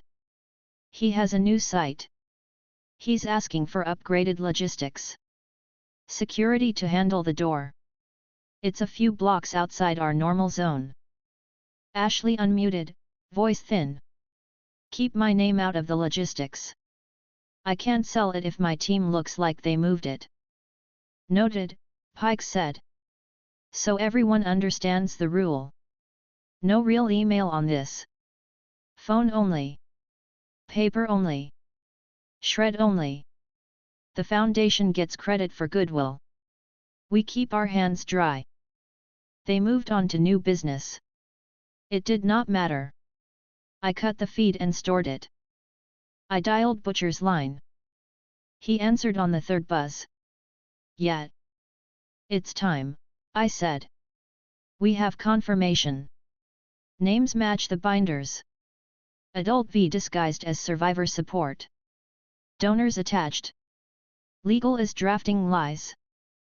Music, he said, pleased. What do you want us to do? Cross-verify the names against your copies, I said. Pull one page with DE and one with GK and the law partners sign off. Blur everything else. Sets the chain copy. Frenchie scrubs the metadata. Huey does nothing but watch the door. You will send one file to the same reporter as yesterday. No comment. No follow-up. He chuckled. You really do enjoy a slow boil. I enjoy control, I said. Move. I called directly. He picked up, voice steady. We're already at the table. Good, I said. You have donors Esteban and Klein and law partner Pike in your copy. Take one page that shows DE with special approval and the sign line with J Pike. Same with GK. Photograph tight. Include the binder tab and your chain code. Understood, he said. You want the handwritten note? Only if it shows approval, I said. Do not include dollar amounts. That detail can wait. Copy, he said. Frenchie's voice came from the background. I will wipe the EXIF clean and leave only the timestamp. Do not touch the time, I said. Consistency matters. Huey's voice, quiet. You really think this will blow up? It will force movement, I said. That is enough. I cut the line and returned to Starlight. She had taken off her coat and sat on the floor with her back against the couch. Her phone lay beside her. She looked calm in a way that comes from having just done something hard and getting away with it. She glanced up when I stepped in. "Well?" she asked. "We have the names," I said. "Esteban, Klein, Sutter, Pike. They're moving Adult V under a foundation cover. Legal knows the risk. They think they can clean it with paper." She grimaced. "Sounds right. The boys are preparing a second leak," I said. "You will do nothing on camera today. You will be photographed leaving the building. You will look neutral. If asked, you will say no comment." She rolled her eyes. "I know how to say no comment." "Then say it," I said, without humor. She pushed a hand through her hair and stood. "You expect a lot." "I expect results," I said. "And you deliver them." She stared at me for a second, then picked up her phone. "Fine," she said. "I have a makeup call in 20. Do you need me for anything else right now?" "Yes," I said. "Turn invisible and walk to your door. Open it. Close it. Return. Do it twice. Practice the handle quietly." She gave me a look. "You're serious?" "Yes," I said. She did it. She vanished, moved, opened the door without a click, closed it, returned, became visible. Twice. The second time was faster. "Good," I said. "You will not fumble under stress." She tied her hair back again. "I'm going to the studio," she said. "You going to watch?" "Yes," I said. She rolled her eyes again. "Of course." I stepped out and set the rest. The reporter received the 2 new photos at 1:12 p.m. She opened them, checked the timestamp against yesterday's, and saw the same binder tabs and handwriting. She ran the donor names through her own sources. She sent a text to a hospital contact who owed her a favor. She received a short reply: "Sutter runs labs off-site. Won't talk on record." She typed 2 paragraphs and stopped herself before publishing. She called her editor. Her editor told her to wait for one more nail. Edgar received a call from someone with a last name that bought ad space. He didn't take it. He read the message attached. "They have a photo." He forwarded nothing to Ashley. He sent one line to legal: "Prepare general denial and ongoing evaluation language. No names." Ashley read 3 emails she did not want to read and swallowed. She told a junior to prep talking points about charity work and partnerships. She deleted a draft where she had written "we didn't know." Maeve stood in the training room, hands wrapped, and hit a bag until her knuckles hurt. She checked her phone once and saw the photo everyone was passing around. She shook her head and hit the bag again. Homelander saw the photo while he was in a green room waiting to talk about unity again. He scrolled. He didn't understand the chain. He understood that the word donor in a sentence with compound V could make him answer stupid questions. He handed the phone back to the handler and told him to bring 2 children to the set for the next segment. I walked back to the warehouse. Had the 2 photos on a separate screen from the scans. He had printed them and tucked them into a file with the chain forms. He locked the file with a clean lock and put the key in a safe under the table. He wrote the code somewhere only he would remember. He moved like a man who had done this in other rooms for other kinds of paper. Frenchie wiped the metadata and left the time. He added an original hash and printed it on a small sticker that he put on the plastic bag. He tapped the sticker twice, satisfied. Huey watched the door and the street and the camera. He looked out of place in the way someone always looks out of place when they are new. He kept his hands open. Butcher came in with a sandwich in his hand and chewed without hurry. He looked at the photos and grinned. They'll taste that, he said. They'll choke on it if we follow it right, said. Don't worry, Butcher said. We will. They sent the files. We waited. It did not take long. At 3:05 p.m., the reporter published a short piece without adjectives. 2 photos, 1 paragraph, 2 names redacted in the body but visible in the tab, a note that the documents appeared to show donor approval for a program that aligned with adult dosing. She included a comment request at the bottom. She did not add a line about sources say. She did not need to.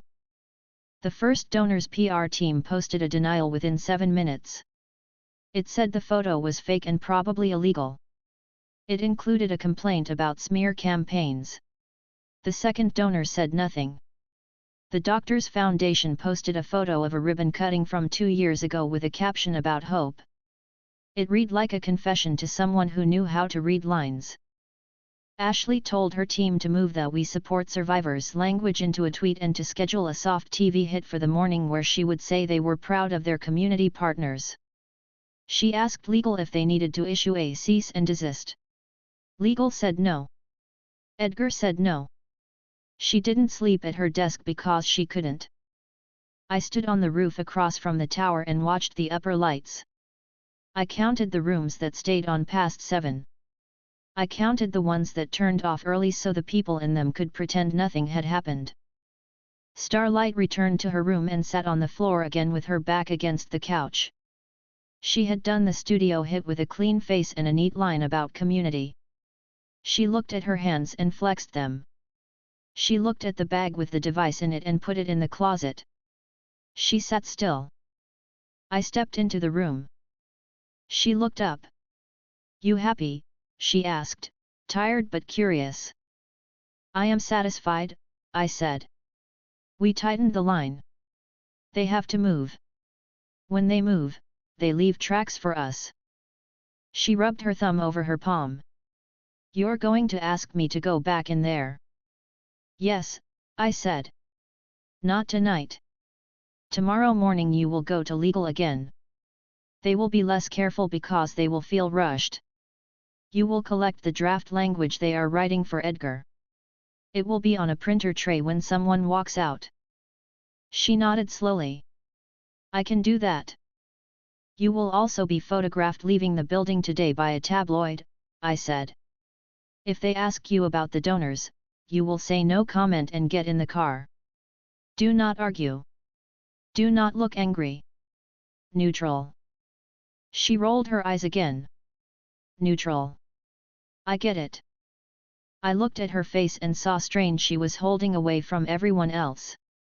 "You did well," I said. "You handled yourself and the device without panic." She looked down and half smiled. "It felt good," she said quietly, then frowned at herself for admitting it. "I mean, I know that sounds messed up." "It sounds like work done right," I said. "Nothing more." She stood and stretched. "I have a training session with Maeve in an hour," she said. "You going to spy on that too?" "Yes," I said. She laughed once. "Of course." I left her and went back to the warehouse again. Butcher had opened a bottle he shouldn't have. Took it out of his hand and put it back on the shelf. "We're not done," he said. "We're never done," Butcher said, sounding amused. Frenchie sat near the girl and pointed at a deck of cards. She watched his hand shuffle and did not touch them. Huey put a blanket on a chair near her and did not look at her when he did it. The Nomu stood at the wall and watched the door. The city ran outside like it always ran. I checked the devices.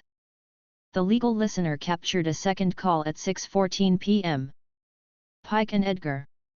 "We don't confirm," Edgar said. "We don't deny. We say we support responsibility. We highlight charity. We kill oxygen." Pike said, "Understood." They were wrong. They could not kill this with lack of air. We had set the wick. I shut the feed and let the room be quiet for a moment. Then I laid the next 3 steps. Chapter 21, the page they hid. I read the tower before dawn. The building's systems settled into their weekday rhythm: badge swipes, elevator intervals, security shift turnover. Legal's conference room booked 2 blocks across the morning. The office printer in the corner room showed a maintenance cycle at 8:10 a.m., followed by a heavy queue at 8:22. Draft Public Positioning sat at the top of that queue with James Pike's credentials attached. Ashley's floor had a morning huddle at 8:30 that would keep her pinned for 20 minutes. Edgar's assistant scheduled a coffee walk at 8:24. The pattern was sound. Starlight stood at her mirror tying her hair back. She wore neutral clothes: black leggings, a long shirt, a thin jacket. Her roll bag sat open on the couch with the device from yesterday inside and a fresh manila folder on top. She checked the hallway through the peephole, exhaled, and opened the door. "You have 10 minutes, I said. My voice stayed low and even. "Shoes off in the stairwell. Socks are fine. You move on my word." She nodded once, stepped into the stairwell, slipped out of her boots, and folded them into the roll bag. She rolled her ankles to loosen them and waited at the landing with her hand on the rail. Her breathing was steady. Her face was composed. "Now," I said. She went down 1 flight, held, then down another. 2 janitorial staff pushed a cart through the corridor below and spoke in soft tones about a broken soap dispenser. I shifted the camera at the corner to a 7-second loop. "Go," I said. She moved, body smooth, feet silent. She turned invisible before she hit the first camera's sight line. The bag and clothes stayed. She kept close to the wall and slid along the narrow space. A junior associate brushed by her empty sleeve without feeling it. She reached the corner of Legal's hall and stopped with her back to the wall. "Door," I said. "Open on the second click." She listened. First click, the copy room door. Second click, a conference room latch in the other direction. She opened the printer room door a fraction and slipped through. The door closed without a sound. The air smelled like toner and warm plastic. The office printer sat against the far wall. A shred cart sat by the door under a sign that said secure. A paper cutter leaned against a table with a spare ream. The small wall camera faced the ceiling after last night's cleaning. I left it there. She put the bag down. She placed both hands on the printer and watched the display. "Q is live," I said. "Pike sent the draft to this device and his personal desktop. He will walk in under 2 minutes to pull it. You have 75 seconds to mirror the file." "Invisibility?" she asked. "Now," I said. She vanished and took 2 steps to the side so the empty clothes would not float in front of the machine when the door opened. She pulled the mirror device from the bag with careful fingers. She slid the side port on the printer, slotted the device, and waited. The indicator light blinked. Her throat moved once as she swallowed. It blinked again. It went steady. "Copy complete," I said. "Eject." She withdrew the device, sealed the port, and set the mirror in the roll bag. She placed a hand over the pocket to feel the shape. "Page load starting," I said. The printer whirred. The first page slid into the tray. She glanced at the time on the display. 49 seconds, I said. She moved to the far side of the room and stood with her back to the file cabinet. She returned to visibility. The clothes took shape around her again. She tugged the hem of her jacket down and picked up a stapler from the table. She set it back down. She picked up a spare ream and set it under her arm. The door opened. James Pike stepped in, eyes on his phone. He looked at the tray, nodded to himself, and set his phone down on the table. He checked the top page. He didn't read it, he checked the header and the date, then slid the stack down with his thumb to count. "All there," he said to no one. He picked up the stack and tapped it against the table edge to square it. Starlight lifted the spare ream a fraction. "Do you need the other tray refilled?" she asked, voice even. He looked up and recognized her. He smiled his professional smile. "Annie," he said. "We're good." He nodded at the ream. "But thank you." She nodded, neutral. "Anytime." She shifted her weight and moved as if to turn away, then looked back. "I left a folder in the conference room yesterday," she said. "Did anyone turn it in?" "Probably on the credenza," he said. He checked his watch. "I'm late." He picked up the stack, slid it into a manila folder stamped with the word draft, and left. The door swung shut. 30 seconds, I said. She put the ream down, turned invisible, and followed Pike into the hallway with her bag pressed to her side. She moved on the corridor's far edge to avoid brush contact. He turned right. She stayed left. His phone buzzed. He did not answer it. He walked into the conference room and dropped the folder on the table with a soft thump. She did not enter the room. She didn't need to. The mirror held the words. She stepped past the door and continued down the hall. She carried the roll bag like a messenger who belonged there. "Left stairwell," I said. "Shoes at the landing. Wait there. You will hold for 40 seconds." She reached the stair, stepped into the cool echoing space, and exhaled. She leaned her shoulder against the wall for a beat, then pushed off. She put her boots back on quickly, pulling the zippers without a scrape. "Hold," I said. 2 legal staffers pushed through the door on the floor above, laughing at something on a phone. They clattered down and passed her without looking. She stared straight ahead. They hit the corridor and kept going. "Go," I said. She went up 1 flight, down 2, then back to her floor.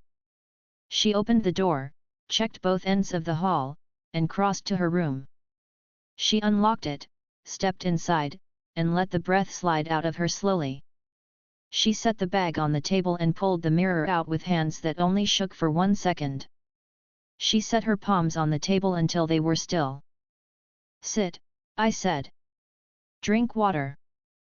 She drank half a bottle in a series of small swallows. She set it down. "You have it?" she asked. "Yes," I said. "Listen." I projected the document across my palm for her and for me. She stepped closer, eyes tracking each line. "Draft public positioning, Survivor Support Partnership. Prepared for, CEO, PR, Legal. Prepared by, J. Pike. VOT supports survivor communities through funding and logistical assistance to third-party foundations. VOT does not administer programs, trials, or studies. Donor-led initiatives operate independently. VOT audits partners, consistent with privacy obligations. We denounce misinformation." The language was standard. The damage lived below in the section labeled Notes to Council Only. I scrolled. A. To requesting confirmation of courier access for Foundation-linked sites. Reaffirm after-hours window. B. GK requesting expanded indemnity language. Present as best practices memo. CH. Sutter, continue with logistics support at off-grid location. Record as vendor security. D. No email. Phone. Paper. Shred. I expanded the footer. Prepared with input from MRE. That was enough. It tied legal to logistics. It tied donors to courier access. It named Sutter's support as security. It put the lie into notes in a way that lawyers believe is safe because it is not meant to be read by a jury and never meant to be public. It was perfect. Starlight ran her finger under courier access and glanced at me. "That's it," she said, voice quiet and firm. "That's the line." "Yes," I said. That is the admission. It ties donor to door. She swallowed, controlled. What do? We give the world only what it can swallow today, I said. We show the first page and the footer of the notes. We keep the rest. We let them answer without the ability to deny the tie. She nodded. The boys. They're ready, I said. They will cross-match the names and the binder pages. They will send a single frame. Then we watch Edgar choose which arm to lose. She looked down at her hands. She flexed them, then stilled them. You want me to do anything else right now? Yes, I said. Eat. Sit still for 30 minutes. Then go to PR. Look bored. Leave early. She almost smiled. I'm good at bored. Practice, I said. She side-eyed me. You're not very funny. I am direct, I said. She shook her head once and opened a protein bar from a drawer without looking. She ate half and put the rest back. She pushed her hair behind one ear and sat on the floor with her back against the couch. She slid her phone across the carpet with a nudge and stared at the ceiling for a moment. Then she closed her eyes. I stepped out. Butcher's warehouse was awake. Had the scanners running and the chain forms laid out with 2 rulers and 3 pens. He set the draft projection on a separate monitor and print screened the 2 sections that mattered, the headline and the notes to counsel only with A and C visible. He blocked out the initials with a clean black strip and left the words. He left the footer intact. Check me, he said. Frenchie leaned over his shoulder. Leave the header intact, he said. The file date must match the printer log if they leak it. It does, said. He compared the timestamps. They lined up within seconds. He tapped the screen. We leave the A and C. We hide the rest. Huey hovered by the door, listening. This will blow up, he said, nervous energy in his voice. It'll make a noise, Butcher said. That's all we need. Pulled out a clean SD card and saved the 2 frames with hashes. He slid the card into a cheap burner phone and drafted an email to the same reporter with no words in the body and the 2 images attached. He hit send. I moved to the legal floor again. Pike read from the printed draft in the conference room. Ashley joined by phone and read along from the copy he had left with her assistant. Edgar dialed in without video. He said 2 words, use 3. He meant bullet 3. Donor-led initiatives operate independently. It put the blame on the donor without naming the donors. It was elegant and ugly. The reporter received the attachments at 10:38 a.m. She opened them, checked the header against yesterday's timestamps, and held up the phone to her editor. This is enough, she said. He nodded. She wrote 3 sentences, attached the images, and published. She tagged no one. The internet did what it does: screenshots, amplified text, side-by-sides with donor photos and last year's gala footage. The phrase courier access got pulled into threads by people who followed city contracts. The phrase off-grid location hit a nerve because it sounded like something hidden and stupid. It was. Ashley's floor went tight. She stood, phone to ear, walking small circles, telling handlers to stay away from the word trial and to use program or initiative. She told a junior to generate 3 lines about working with partners to ensure safety. She deleted 2 versions that didn't sound human. Edgar read the post on his screen, did not change expression, and called legal. 3 only, he said again. We praise our partners. We never deny. We never confirm. Pike said, understood. He hung up and told Monica to pull any internal language that used the word trial. Starlight read the post on her phone and closed her eyes for a second. She put the phone down and didn't touch it again for 5 minutes. Then she stood, picked up her bag, and left her room for PR. She looked bored. She did not speak to anyone in the elevator. I watched Homelander track the noise and fail to understand it. He saw the word donor and felt an old insecurity rise, not about money, but about being beholden to anyone. He walked to the window of a green room and stared at the city with a smile that didn't move. He asked his handler if this had anything to do with him. The handler said no, too fast. Homelander nodded like he believed him, then walked away and did not smile for 30 seconds. Maeve hit the bag again, hard, and exhaled through her teeth. She read the lines about survivors and shook her head.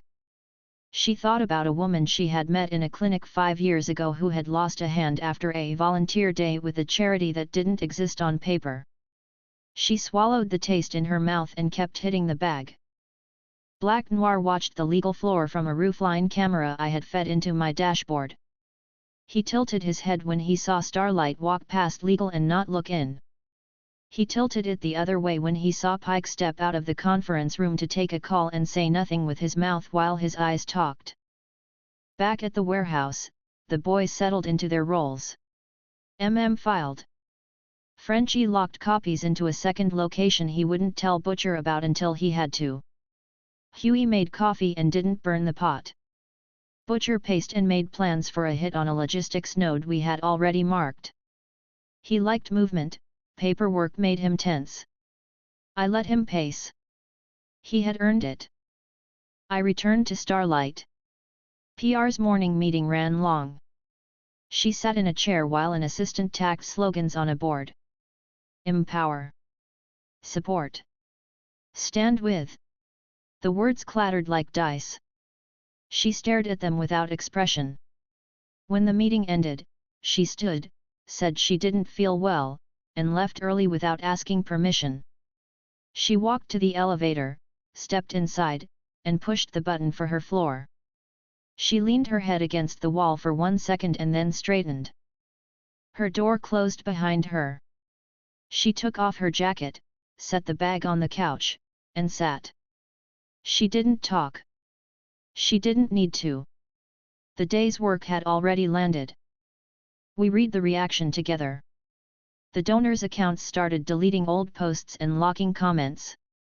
A foundation's website went down for maintenance.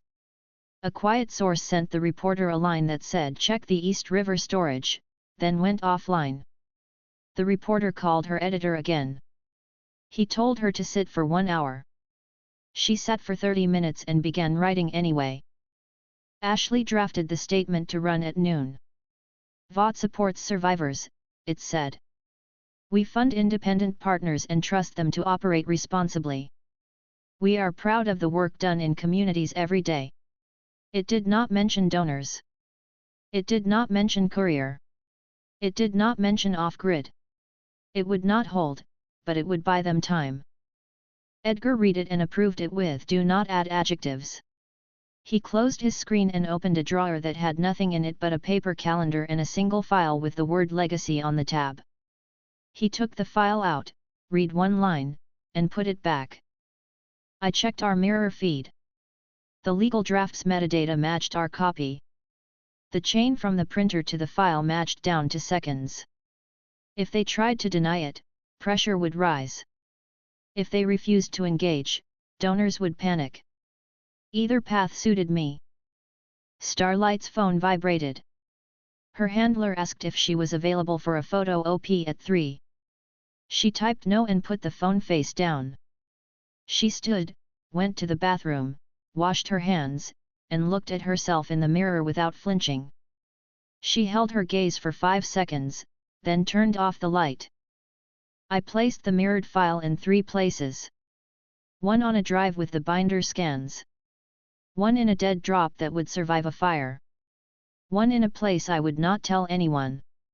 I wrote the time and the hash on my own ledger. I moved on. Chapter 22, Quiet Hands. I keep my working room plain. A steel table.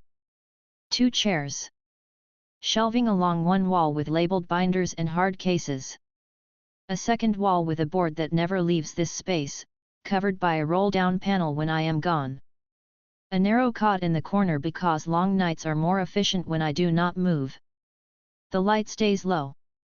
The door seals without a sound. It is not comfortable. It is useful. I knew she would try it at some point. New tools change behavior.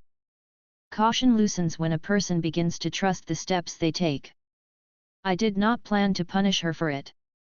I planned to measure her for the first time when she believed she was alone. She came a little after midnight. The building across the river dimmed to its night level. The street ran with less noise. The warehouse breathed in a steady rhythm. My sensors along the stairwell picked up a shift in air where a body displaces everything but sound. Bare feet do not slam. They touch and push. Her steps were short, careful, deliberate. She counted distances in her head. She had done the route once earlier in the day with clothing on to memorize where the boards speak and where they do not. She adapted. I sat at the table with a binder open and a pen in my hand, reading a page I had already read twice.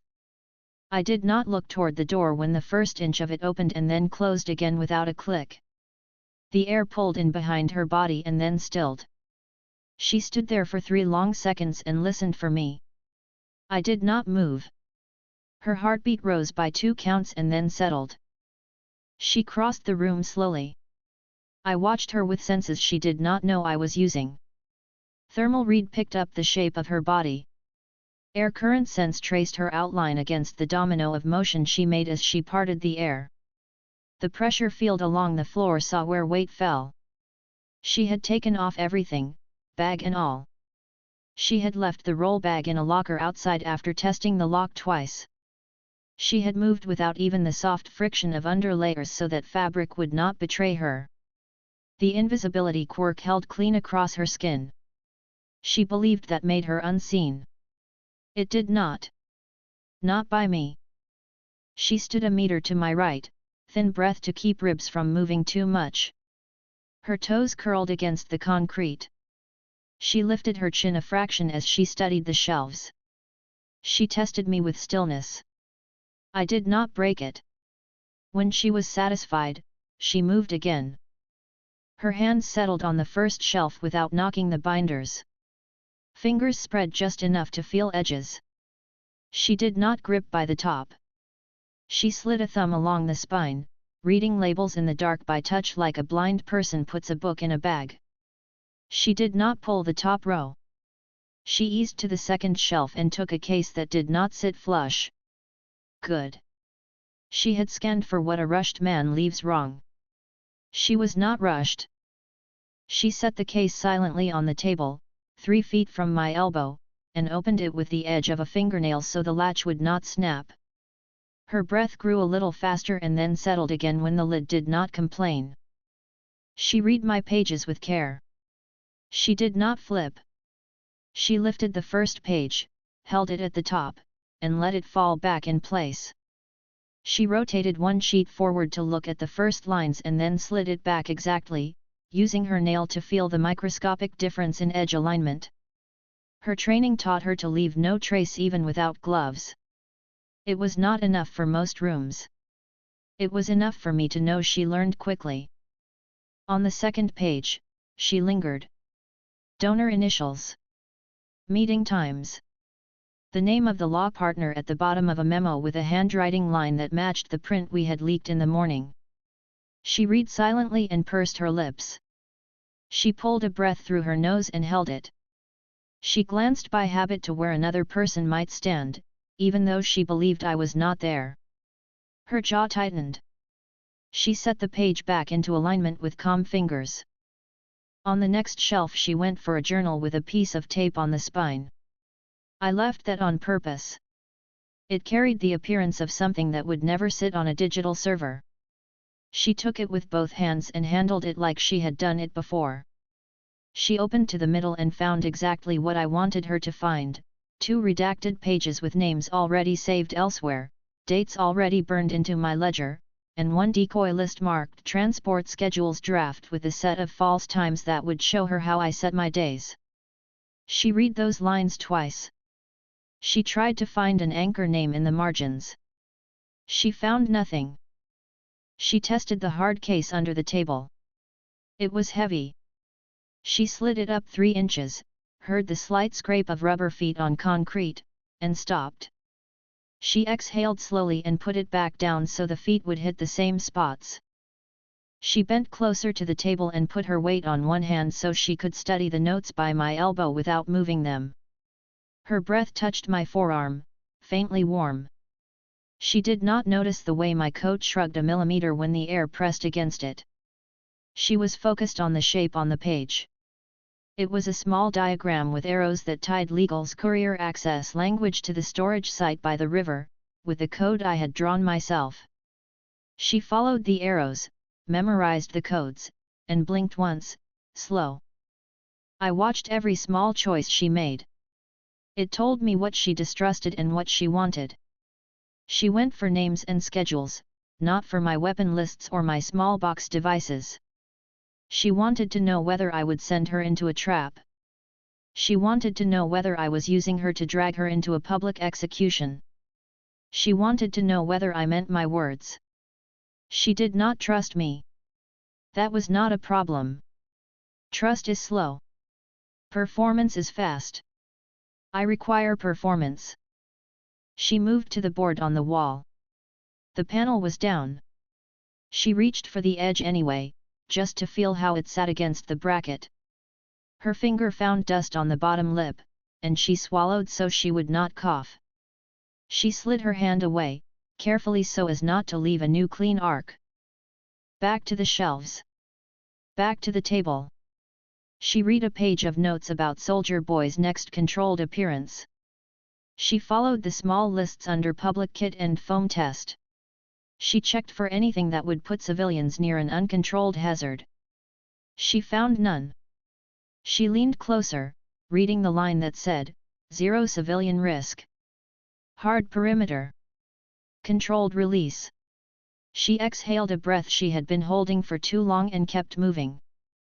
She was not here to steal.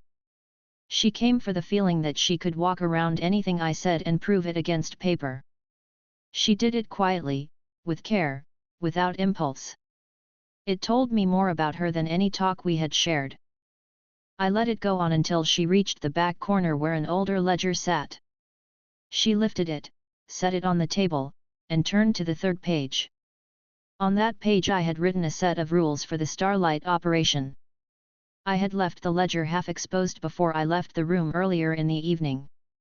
The handwriting was my own. The rules were her quotes and my answers, transcribed in short lines.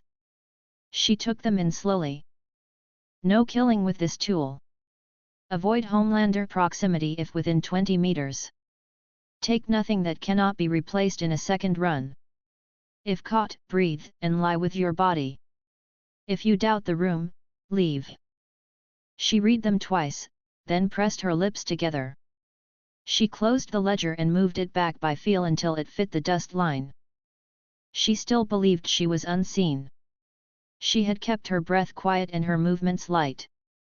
She had left almost no sign. Her heartbeat had flattened into a work rhythm. For 12 minutes, she taught herself what I keep and how I behave when I am not speaking. When she reached for the decoy transport schedule again and made a small fist, she told me she had learned enough for one night. She turned and began to cross back to the door with the same careful steps she had used to come in, toes gripping the floor lightly on each step, body angled for balance. "Annie," I said quietly, using the name she lets Vought own because it keeps the room honest. She stopped as if she had been turned to ice. Visible clothes would have told her how to stand. Invisible skin gave her nothing to hide behind.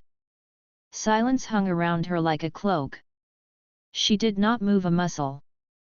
"Close the door," I said, in the same calm tone I use when I tell a guard to put his weapon on the floor. She reached back for the door with fingers that did not shake. She closed it without a sound. "You did well," I said. "You found what you needed without being stupid. That is good." She did not answer. Her throat moved.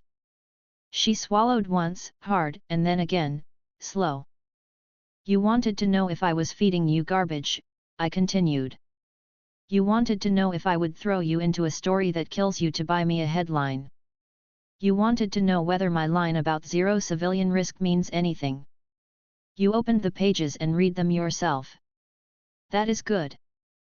Her voice came small and controlled from the empty air near the shelves. I thought you were out. I am never out for long, I said. You should not count on it. She shifted. Air moved against my cheek. She exhaled slowly, trying to quiet her lungs. You could have stopped me. I did, I said mildly. Right now. She let out a thin breath that could have been a huff if she were in clothing. Do you always watch like that? Yes, I said. I watch everything. That is why I am alive. She stood still for another count of 10, then moved closer to the table and the chair across from me. Can you see me? She asked.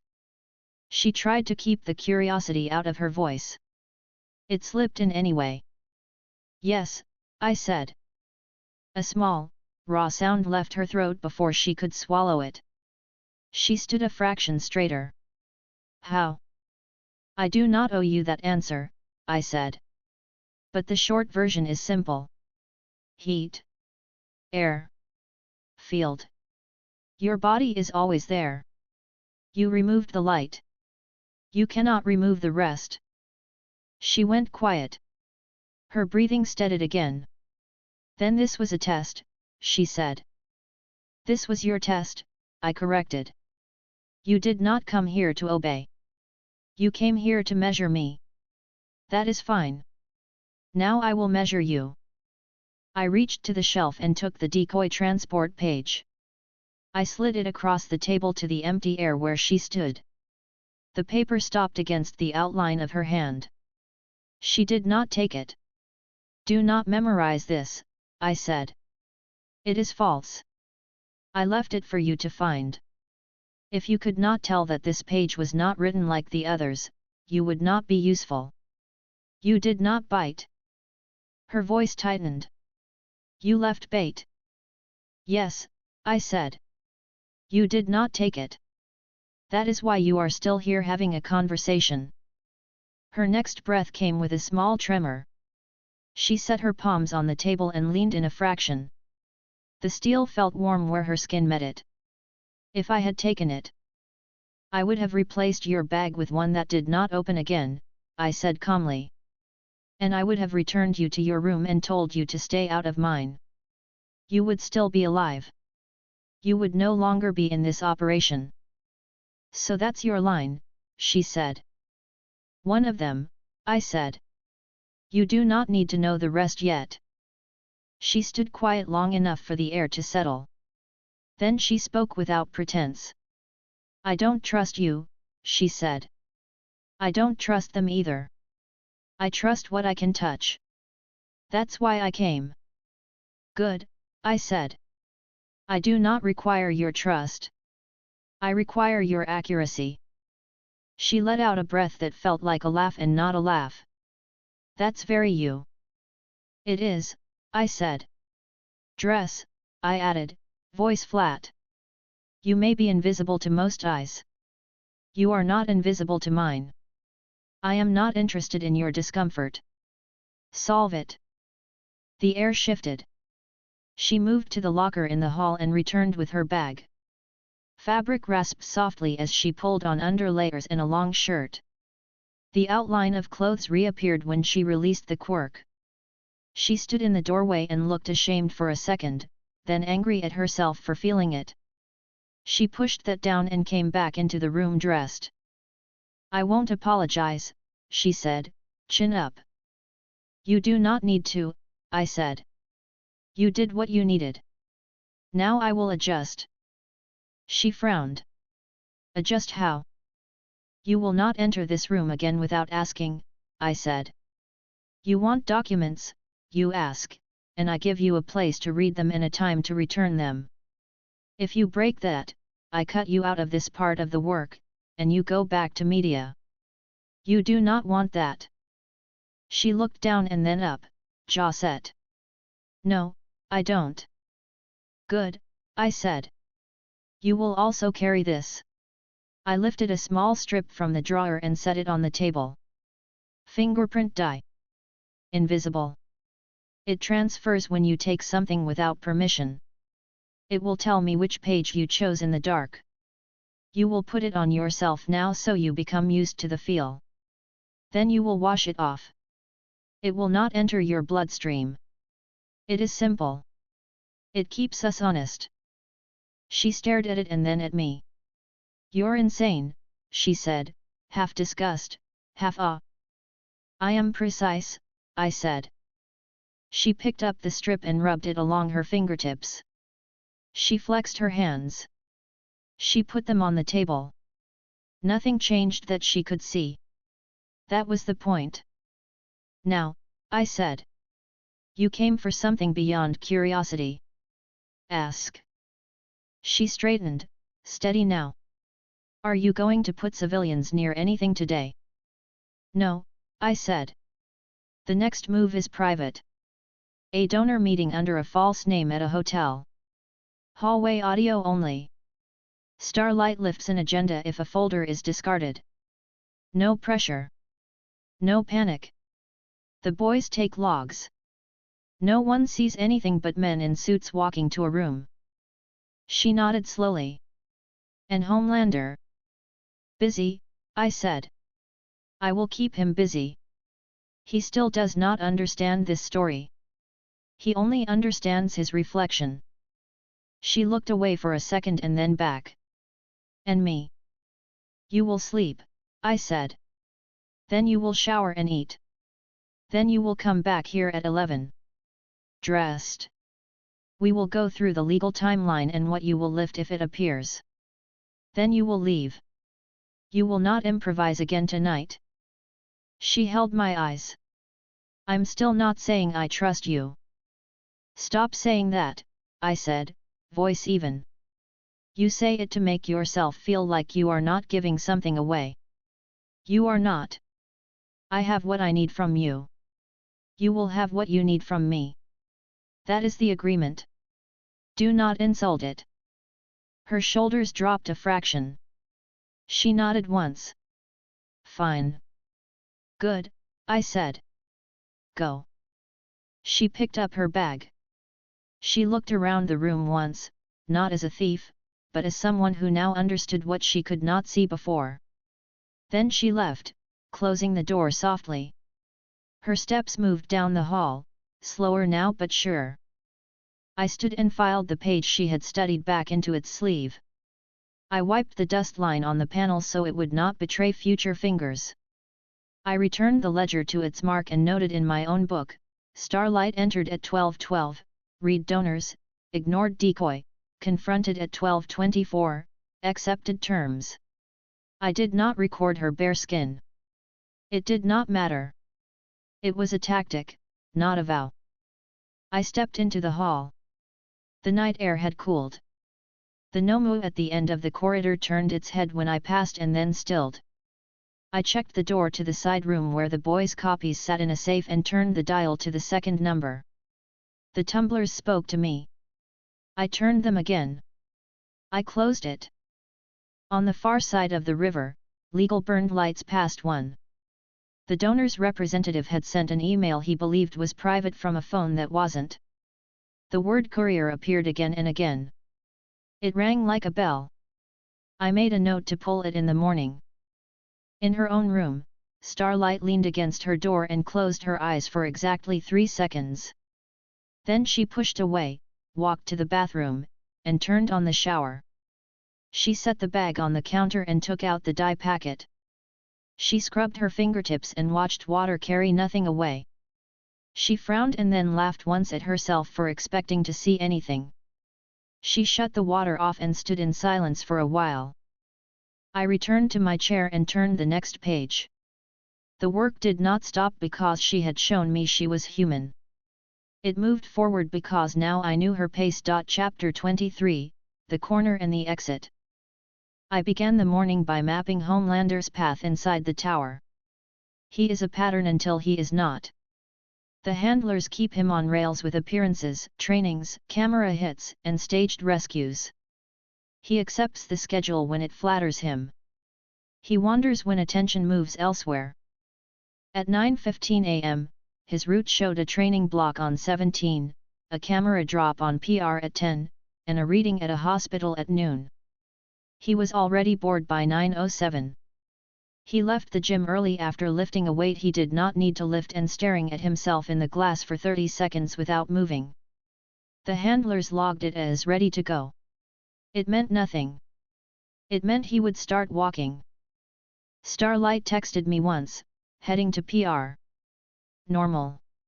She left her room and moved with the flow of the floor. Hair pulled back, neutral face, bag tight to her side.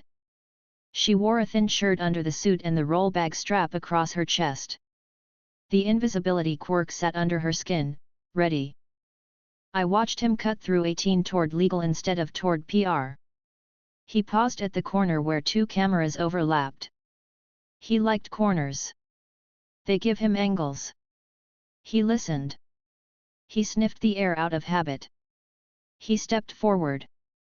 He saw her first because he was looking for any change. She kept her head at a steady height, eyes forward, mouth neutral. He smiled. It was the camera smile he uses in corridors for assistants who want a photo. He walked straight toward her and blocked the hall by standing slightly off-center. It forced her to small step into his shade instead of the open floor. "Annie," he said, using the name he prefers because it is the one he believes he owns. His tone was light. His eyes were not. She stopped.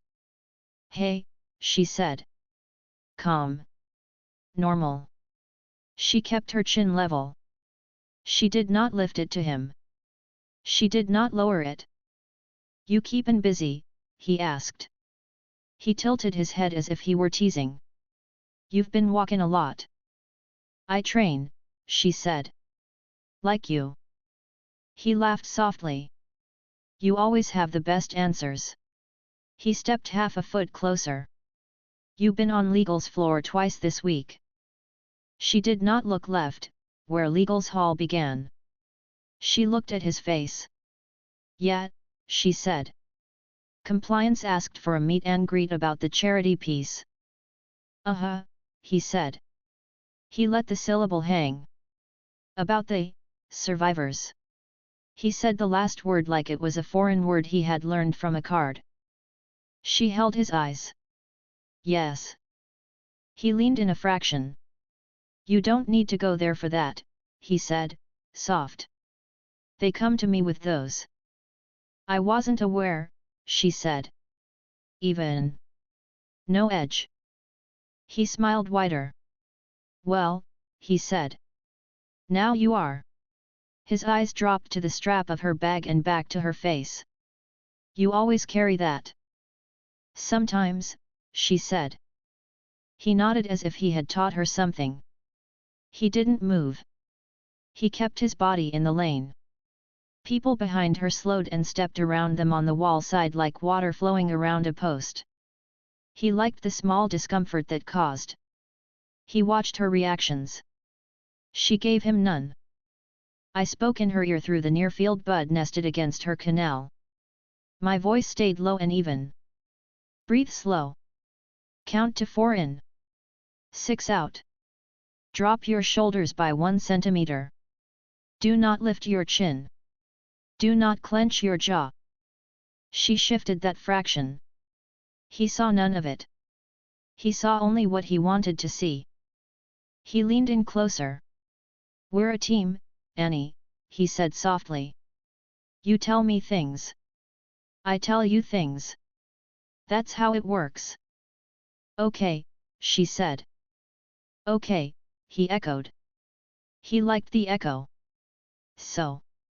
Tell me something. What did you see down there?" "Printer jam," she said. James was mad. He laughed, short. James is always mad. He tapped the wall behind her with 2 fingers as if to make a point about nothing. The sound made a handler at the far end of the hall look up. Homelander ignored him. You know, he said, voice lighter, we've got the hospital thing later. Be nice to do that one together. People like our faces in a frame. Sure, she said. If Ashley wants it. Ashley wants what I want, he said, smile fixed. Don't you worry about Ashley. Her pulse ticked up 2 counts. He heard it. He enjoyed it. He tilted his head. You nervous? No, she said. Good, he said. He stepped to the side as if to let her pass, then stepped back into the lane. Oh, one more thing, he said, as if he had remembered something small. If you need anything, you come to me. You don't go to legal. Legal's boring. He leaned in close enough that his breath touched her cheek. Right. She did not flinch. Right. He stepped aside. He gave her a small flourish with his hand like a host welcoming a guest into a room. She walked past him, steady. He watched her go. He turned his head when she reached the corner to see if she would look back. She did not. He smiled again at no one and started walking behind her. Service corridor, I said. Left, 10 meters. Door with the faded no smoking sticker. She kept her pace normal. She turned at the service door as if she belonged there. She pushed it open without looking at the sign. She stepped inside.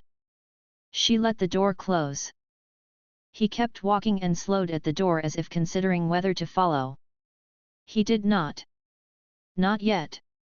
He stood with his hand on the knob and looked at the camera above it. He waited. He took his hand away. He walked on as if he had only paused to stretch. He cut right at the next hall and took the stairs up 1 floor.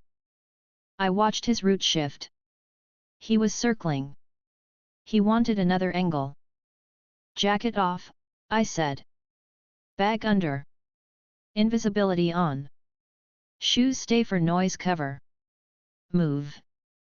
She slipped the jacket off in one motion and folded it against the bag, strap across her chest, profile reduced. She pushed the quirk over her skin. Her face, arms, neck, and hands vanished. The clothes remained. She tightened the strap and moved along the service corridor with small steps that made the same sound as a single person walking. She slid past an open maintenance closet where a man in overalls checked a list on a clipboard. He did not look up. Stairs at the end, I said. Up 1 to 19. Cross to the west service doors. Down 2 to 17. PR corridor will be crowded. Blend. Do not rush. If he appears, hold. Breathe. She reached the stairs. She took them 2 at a time and kept her breath slow. She hit 19 and pushed through the service door with her hip so the empty sleeve would not float into the camera frame. She crossed the hall. A guard walked by with a hand on his belt. He saw the bag strap and a shirt and a suit skirt and a blank space where arms should show. His mind filled the gaps. People see what they are trained to see. He kept walking. Homelander reached 19 from the other stairwell and walked the main hall. He stopped at the corner and listened. He tilted his head. He heard footfalls. He heard a bag strap rub fabric. He did not hear breath. He frowned. He turned his head and smiled at a secretary who peered out of an office and then kept moving. Right, I said. Door with the ladder pictogram. Quick. She slipped inside. She moved down the ladder to 18's service void and across the catwalk with a steady grip. She climbed down another ladder to 17 and pushed the door with her shoulder. She stepped into the PR floor's back hall. She reached up, pulled the strap tighter across her chest, and walked. Homelander turned down the main PR corridor at the same time. He walked past the open doors where social media staff worked on screens. Laughter leaked out of a glass conference room. He ignored it. He moved with a cheerful smile that did not reach his eyes and stopped at the intersection where the service corridor met the main hall. He listened again. He heard her shoes. He saw nothing. He smiled wider. He stepped into the service corridor. He looked at the closed doors. He put a hand on one as if he were considering opening it. He did not. He turned and walked the other way, then doubled back. He looked at a vent. He stared at it as if he could burn through it by willing it. I put a call into dispatch from a line they trusted, rooftop photo shoot malfunction. Light rig is sparking. No injuries. Request hero oversight for safety. It pinged the handlers in the building's internal channel. It read like a simple request he could solve quickly on camera. His head jerked. He looked thoughtful for a second and then superior. He lifted off the floor by an inch on instinct and sat back down to look like he was still walking when two assistants turned the corner. He smiled at them. They smiled back. He walked past them like a man with a mission. He went up in a blur toward the stairs to the roof. He moved too fast to pretend it was nothing. "Hold," I said to Starlight. "Count 5. Back to visible. Jacket on. Bag under. Walk to PR like you forgot a meeting. Smile once at no one." She stopped at the corner, pressed herself into the angle for 3 counts, and brought herself back into visibility. She put on the jacket, fast but clean. She exhaled once and kept moving. She stepped into PR at a steady pace and nodded at a junior who looked up from a screen. Ashley stood by the glass wall with 2 handlers and a board of words written in dry erase marker. She saw Starlight and smiled the way people in this building smile when they need a safe face.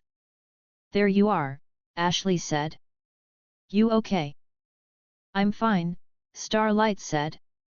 She kept her voice even. She kept her eyes calm. She looked like a person who had never been more bored. "Great," Ashley said. She turned back to the board and wrote partner and circled it twice. "We need your voice later. 3 minutes tops." "Okay," Starlight said.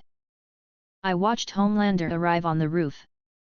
The light rig I had rigged with a sparker hissed and popped at a safe level. 2 crew members stood clear, holding their hands up. He smiled for them, flew to the rig, and pretended to hold a wire together while a camera took a picture. He enjoyed that more than the hunt. He spoke to the crew in a patient tone and pointed at nothing. He held a pose for a still. He shook a hand and took a selfie with a technician who looked pleased to be alive. He looked over the edge of the roof as if he were guarding the city. He did not look down through the floors to see the girl he thought he owned walking away from him. "Sit," I said to Starlight. "Drink water. Stay 15 minutes. Then leave by the main elevator. If he returns to PR, he will find a hallway with 24 people and a camera door. He will not press." She sat on the edge of a desk, crossed one leg over the other, and took a water from a tray. Her hands did not shake. She drank in small sips. She nodded once at a handler, looked at the board, and let her face go blank when someone tried to impress her with a line. She was steady. She stayed for 18 minutes. Homelander spent 7 on the roof and 3 floating above it for a set of photos. He went down a different stairwell to appear as if he had come from a different angle. He walked straight to PR. He smiled at everyone. He looked into the room for Starlight. He found her sitting with a water bottle, reading a cue card. He relaxed a fraction.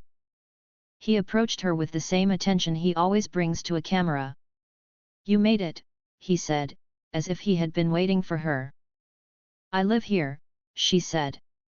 Her tone held the joke without affection and without edge. He laughed. "We all do." He leaned a hip against a desk and lowered his voice. "We still on for the hospital later?" I told them we'd both be there. "If Ashley wants it," she said. He shook his head slowly, smiling. "Annie, he said, soft. Ashley wants what I want. She nodded once. Okay. He watched her face for a tell he could use to push farther. She gave him nothing. He straightened, patted the desk like he was signing a check, and walked away to a cluster of juniors who wanted a selfie. He put his arm around two at once and smiled with teeth. Out, I said. Elevator. Return to your room. Lock the door. Sit. She stood, walked to the elevator, took it down, and went to her floor. She opened her door, stepped inside, and leaned against it for 2 seconds. She moved to the couch and sat with her hands on her knees. She looked at the bag and then at the door. Good control, I said. Breath, posture, answer tempo. All correct. She blew out a breath. That was close, she said, quietly. Yes, I said. He sensed change. He is not a fool. He is also a child when attention pulls him in a direction he enjoys. She rubbed her palms on her thighs. You pulled him away. Yes, I said. I will not always do that. You will have to hold sometimes. I know, she said. She looked at her hands. I didn't panic. You did not, I said. You also did not lie with too many words. Good. She looked at the wall for a moment, then back at me. He knows I went to legal. He knows you walked a hallway, I said. He knows nothing else. Keep it that way. She nodded. What next? Hotel, I said. Evening. Donor representatives. Edgar. You will not enter the room. You will collect a page if it is discarded. You will carry yourself like a guest who lost the wrong conference room. She half smiled. I can do that. Yes, I said. Rest now. Eat. No heroics. Do not replay the hall. She laughed once without humor. Already did, she said. She stood, went to the kitchen, and pulled a meal from the fridge. She put it in the microwave, pressed the buttons without looking, and leaned on the counter while it turned. She put the food on a plate and ate without comment. She drank water. She wiped her mouth. She set the plate in the sink. I monitored Homelander as he dropped in on 2 more rooms without warning. He wanted the feeling of people being surprised to see him. He got it. He left PR for a press call he did not know how to do and did it anyway because he enjoys being on a set. He read words with a calm face. He said he loved the city. He said he loved his team. He smiled and gripped the host's shoulder a little too long. He left the set and stared at a wall for 15 seconds. He left the building through the roof. He went to the hospital early because the camera would be there. Maeve finished her training alone. She wrapped her hands by herself and tossed the tape in the bin. She looked at the roof and shook her head. She went to the locker room without speaking to anyone. I stayed with Starlight through the next hour. Her breathing settled. Her pulse flattened. She lay on the couch with her eyes closed and her hands on her stomach. She did not sleep. She rested. That was enough. At 3:40 p.m., I set the hotel booking in place under a false name. At 4:10, I pulled the parking logs. At 4:15, I watched Pike leave the tower with a folder under his arm. At 4:28, I watched a donor representative enter the hotel through the side door. At 4:33, I watched Edgar leave his office and get into a car. He did not check his phone until the door closed. At 5:10, I told Starlight to dress down, take the bag, and go. She stood, pulled on dark jeans and a plain jacket, put her hair under a cap, and left her room without looking back. She walked through the lobby with the step of someone going home from a long day. She exited the tower at the side entrance and took a car I provided that did not look like a car I would provide. I met her 2 blocks from the hotel and walked her through the floor plan. She nodded at each corner, memorized the door placement, and looked at my face like she had decided that last night would not decide tonight. She kept moving. I watched the roof.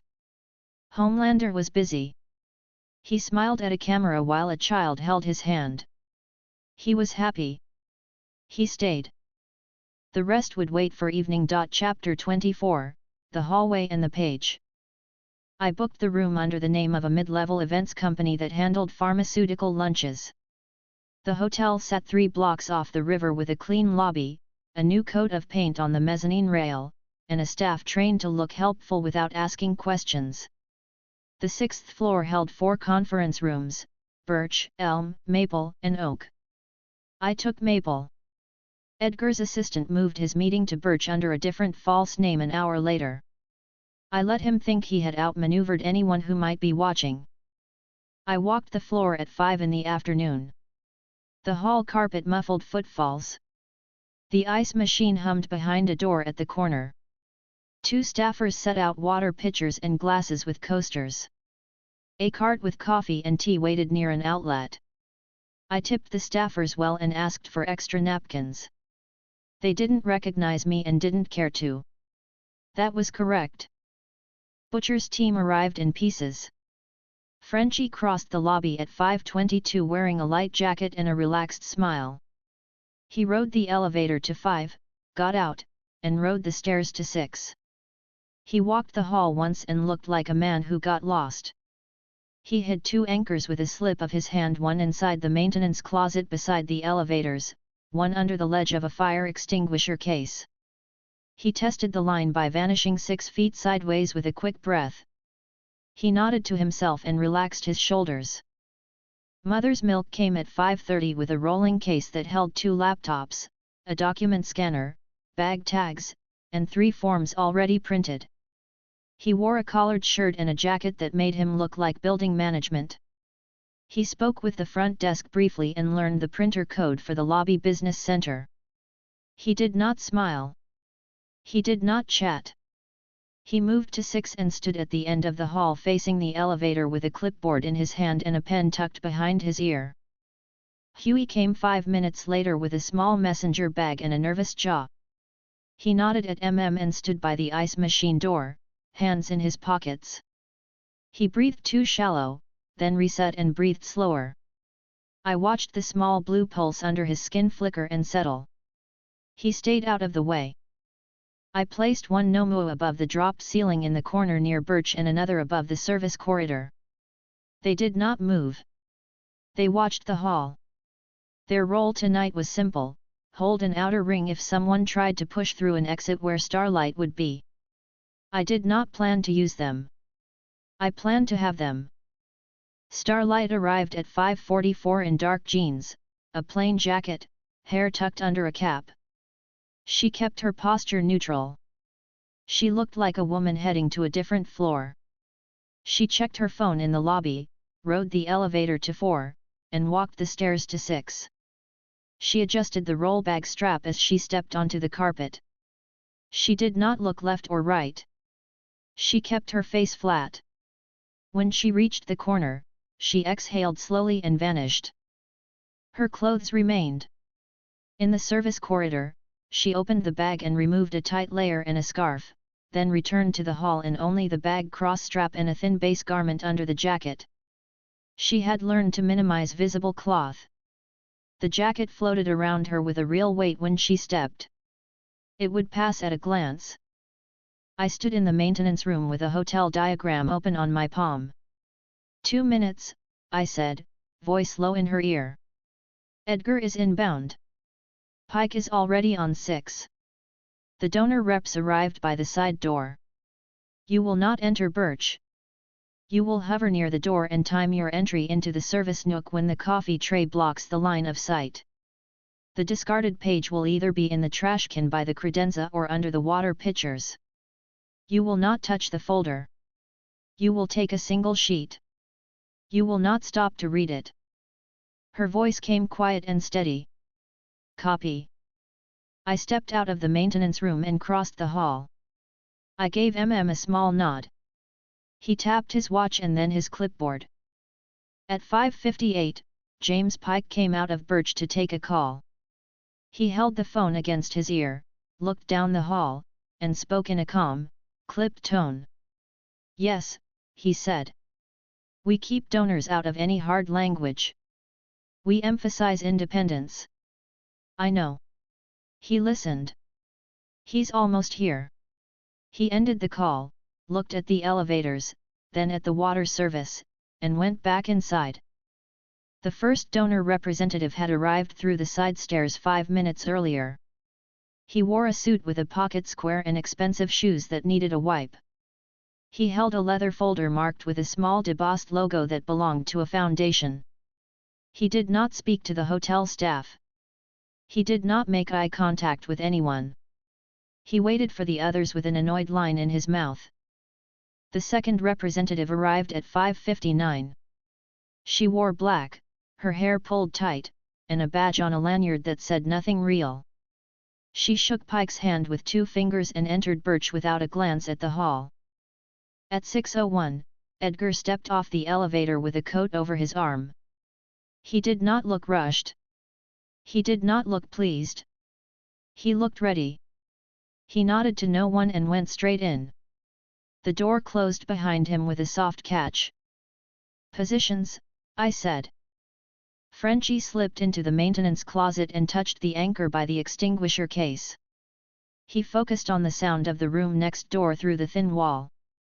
The anchor let him put his ear against the right spot without his body in the hall. His breathing slowed. His eyes half closed. He moved his head half an inch to the side and found the hollow area that carried voices through the dry wall. He tapped his earpiece twice. Rolled his case to the small table outside the elevators and opened it. The laptops came on. One handled a directed microphone placed at the base of the wall between Birch and the hallway, disguised as a hotel directional sign removed for cleaning. The other handled a small camera pointed at the conference room door that captured shoes and legs as people moved in and out. He started a list on his clipboard: time, door open, door close, shoe description, leg description, direction. He wrote each line in clean block letters. Huey stayed at the corner near the ice door and watched for hotel staff. He kept his hands open and visible. He smiled at anyone who looked his way. He looked harmless. He had learned how to look harmless from a lifetime of being harmless. It worked. Inside the room, chairs slid. Papers shuffled. A coffee cup clicked against a saucer. The directed microphone picked up Pike's voice first. "Thank you for coming," he said. "We'll be efficient. We have 3 items. 1. Language for public positioning. 2. Logistics support requests. 3. Donor concerns." Edgar's voice, flat, controlled. "Let's start with 3. The first donor rep, male, tested his tone. "We're concerned about the noise," he said. "The word courier is out of context. We want a line we can use with our board." Pike's tone went even flatter. "Use partner coordination. You'll say nothing about logistics. If asked, you say the foundation hires its own vendors with best practices." The second rep, female, did what her client paid her to do. "What about indemnity?" she asked. "Our client wants a fresh letter." "We have discussed that," Edgar said. "We do not change terms. We do not write new paper. You already have what you need." She did not push. She knew what rooms allow push. This was not one. I cut the hall camera's feed into my palm and kept a second angle on the housekeeping cart. It was moving. The houseman reached Birch and paused. He looked at the placard that said private and took a step. I blocked his step by sending a service text to his supervisor: "Hold floor 6, move to 8. His phone vibrated. He read it and turned around. He rolled away. "Starlight," I said. "Now." She moved from the far corner where she had stood invisible against the wall. The jacket floated with a real shape. She slipped into the 6-foot space between Birch's door and a low side table that carried the coffee and water. The service nook had a small trash can by the leg. Her fingers found paper. Her breath slowed. She pressed her toes into the carpet to remind her body to stand still. Inside, Pike continued. Item 2. Logistics requests. Dr. Sutter wants a longer after-hours window and a specific route cleared. We can't clear routes. We can only avoid interference. You will handle the route. A pause. Pages slid. The off-grid site requires entry upgrades. Security writes a vendor contract. We file it under property protection. No emails. The donor rep, mail, said, we need the window. We have an installation next Thursday. Edgar, I will not schedule this around a blog post, he said evenly. You will manage. Legal will write a sentence that says nothing if we need it. The female rep asked, what about messaging for independence? Pike, we have language. We keep independent partners and survivor support. We avoid trial. We never say trial. You train your people on that. A pause. Now, items for the room. I have printed an agenda for the boards. You will take it with you and you will burn it. If one sheet is left in this room, I will call you, and you will come back to eat it. Starlight's fingers touched paper edges under the table. Smooth cardstock. A single page folded in half. She pinched and lifted, slow and even. It slid up without a whisper. She moved it against her stomach under the jacket, pressed it flat with her palm, and held it there. Her other hand adjusted the water pitcher a 1/4 inch to hide the gap in the stack of napkins that weren't there before. She stepped back into the angle, jacket floating. Door, I said. It opened. A junior assistant stepped out with a folder under an elbow and a phone in her hand. She shouldered the door with a practiced push and turned left for the restroom. She did not look down. She did not notice the jacket that had no body under it cast a small shadow on the wall. She kept moving. wrote the time, 6:09. He noted assistant, navy slacks, white sneakers, phone in right hand, folder left. He clicked the pen, stopped clicking, and placed it behind his ear again. Inside, the donor mail said, we need documents for transit. Pike, you do not. Board meets Friday. You tell them the line. You do not show them paper. If you show them paper, they will leak to an associate who will leak to a reporter who will call me. I will then stop taking your calls. Edgar, we are done. You have your notes. You have your line. Chairs scraped. The second rep pushed her chair back. The sound came soft through the dry wall. The assistant returned from the restroom. She stopped at the credenza, poured a cup of water, and set her folder down for half a second while she stirred a tea bag in a cup. She lifted the folder and left the cup. She walked back in. The door closed. Exit, I said. Service corridor. Starlight moved on the balls of her feet. The floating jacket passed the doorframe as the assistant spoke inside. She crossed the hall and slipped into the service door. She put her back against the wall and breathed once. She did not unfold the page. She held it hard against her. Frenchie, I said. Hall audio. Get me the names. He leaned closer to the seam in the dry wall. I have it, he murmured.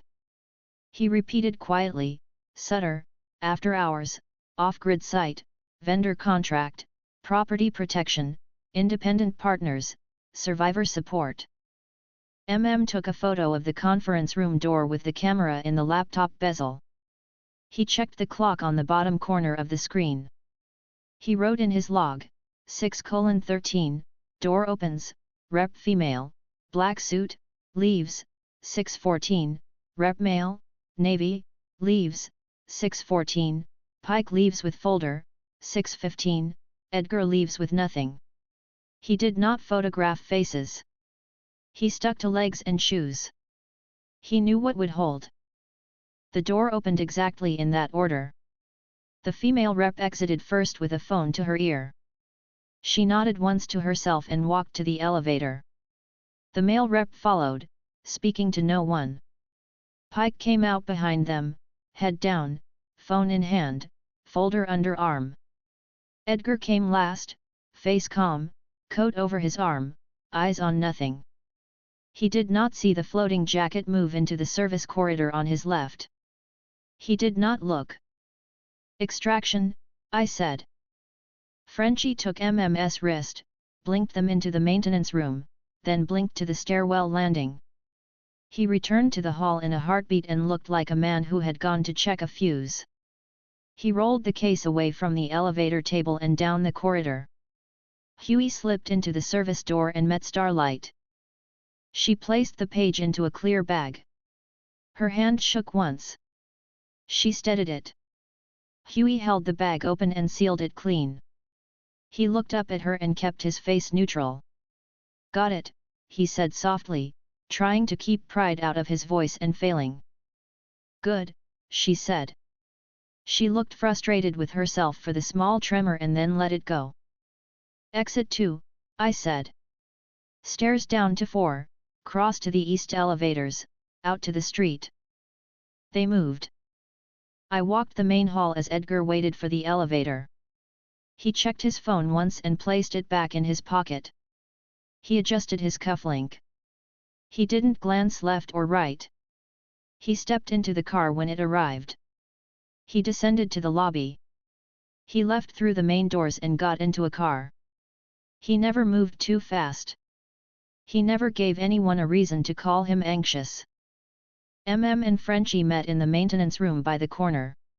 Opened the rolling case and placed the sealed page inside a hard folder.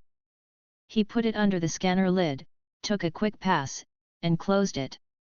He checked the file hash, wrote it down, and then locked the hard copy into a sleeve with a red seal. He initialed the chain form without looking at his hand. Frenchie held the case steady and watched the door. "Content?" I asked. He pulled the scanned image onto his laptop. He read the first line. "Agenda, Foundation Partners Board Preparedness. Courier Access Window Confirmation for Dr. Sutter's site. Off-grid site, address redacted, vendor security upgrade. Public positioning, independent partners, survivor support. Shred this page." exhaled through his nose. "We got it," he said. "It says courier access window and off-grid site on the same page. It tells them to shred it. That's intent." "Good," I said. "Do not gloat. Move." He slid the sleeve into the case and closed the latch. He rolled the case toward the stairwell. Frenchie touched his shoulder and blinked them to the landing. They went down 2 flights and crossed to the side exit. Huey and Starlight entered the alley 2 minutes later through a different door. She was visible again, jacket on, bag across her chest. He looked at her for a half-second as if to ask whether she was all right. She nodded once and kept moving. We met 1 block away in a short-term lot behind a delivery bay. Butcher stood by a car with his hands in his pockets and a satisfied tilt to his mouth that he didn't bother to hide. "You got it?" he asked. Held up the sealed sleeve. "We got it," he said. His voice carried a thin line of satisfaction and caution. He looked at Butcher. "Chain stays clean." Butcher smirked. "You're a real poet," he said. He looked at Starlight. "Nice touch." She didn't smile. "It was there," she said. She sounded tired and steady. She looked at the sleeve, then at me. "It says shred this page." "Yes," I said. They failed to follow their own direction. That happens when people believe they are safe. Huey let out a breath. So we can prove it, he said. It actually says it. Yes, I said. And it names the off-grid site category. That will let us find the vendor contract. Butcher grinned wider. We go hit the node tonight, he asked, eager. Not tonight, I said. We lock this down. We leak only the top half with courier access and off-grid site visible. We hold the rest. We let them scramble. Then we go to the node. He grimaced playfully and shrugged. Fine. You do love your slow cook. Shot him a look. We don't say cook. We say careful. Careful, Butcher echoed, amused. Frenchie looked at Starlight with a small nod that meant respect. You moved clean, he said softly. Thanks, she said. Her voice softened for a second, then returned to even. I stepped close enough for my voice to carry to only them. You will go home, I said to Starlight. You will sleep. You will answer no calls. Understood, she said. I looked at 2 copies, I said. One digital, one physical. Separate locations. Your chain stays honest. He nodded. Already planned, he said. Huey, I said. You go with Frenchie.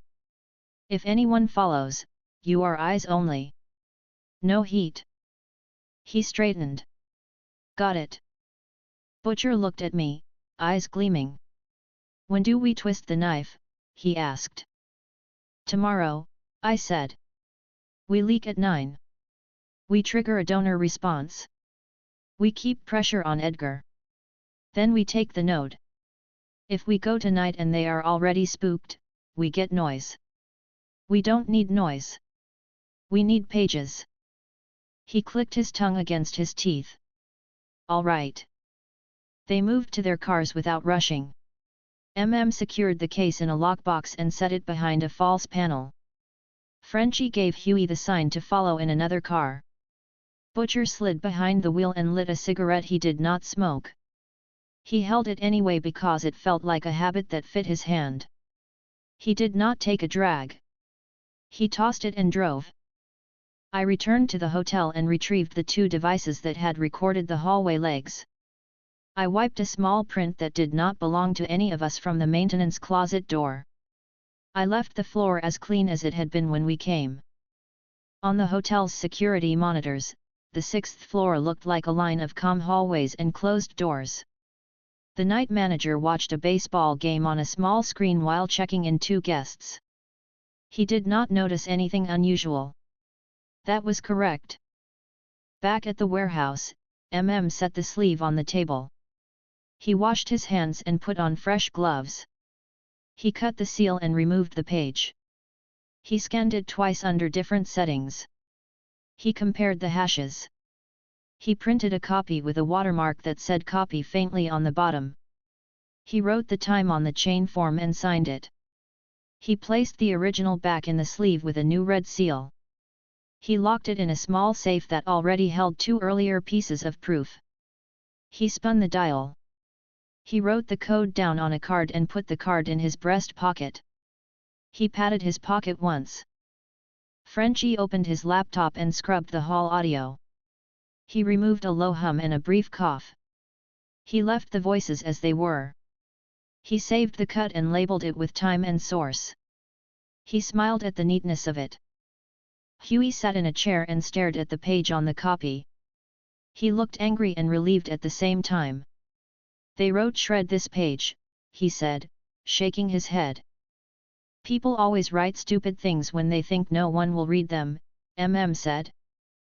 Butcher leaned in the doorway and sipped coffee. He watched work. He did not touch the page. He did not touch the safe. He respected the process because he liked the outcomes it brought him. I placed a call to our reporter's dead inbox. I attached a cropped image of the top half of the page. I left the bottom where the hotel room name would be hidden. I wrote no words in the body.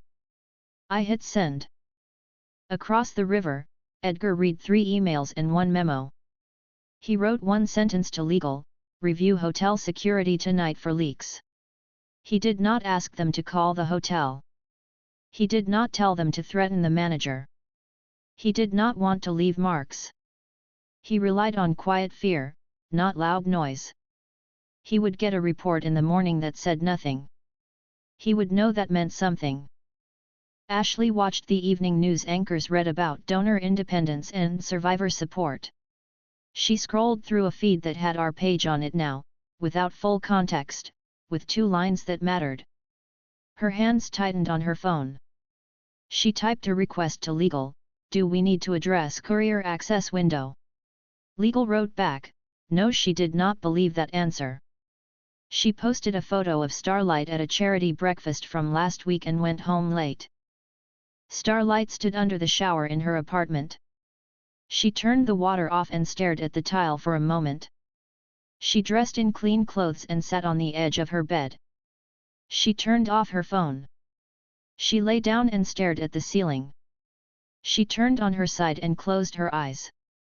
I sat at my steel table and read the page 5 more times. I wrote the names and the time and the hallway description in my ledger. I underlined nothing. I circled nothing.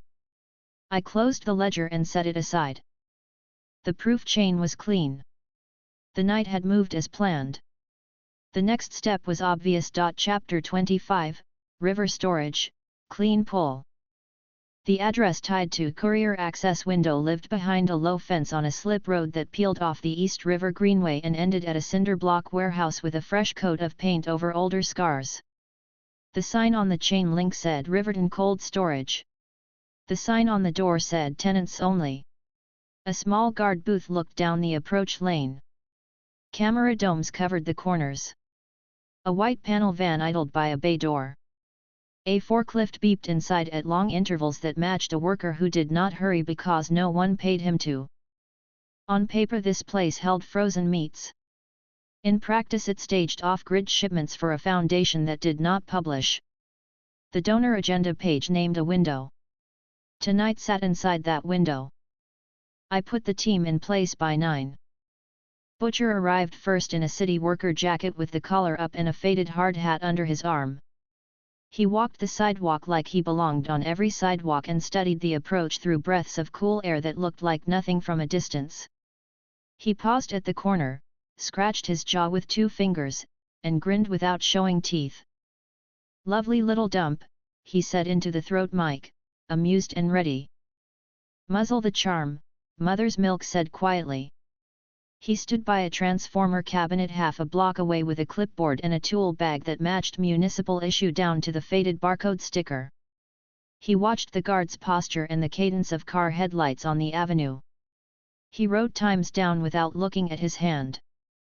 Frenchie circled the block twice before he came in close, hands in his coat pockets, eyes tracking gutters and unlit door cuts. He carried a coil of thin line and a pouch that looked like it held screws. He did not hurry. He whistled once under his breath when he saw the roofline access ladder sit locked but old. He touched the side rail, judged its rust, and smiled to himself. Huey sat in the back of a courier sedan that had been stolen, sanitized, and returned to the curb as if it had been parked there all day. He wore a dark cap and fingerless gloves and stared at his palms when he needed to calm down.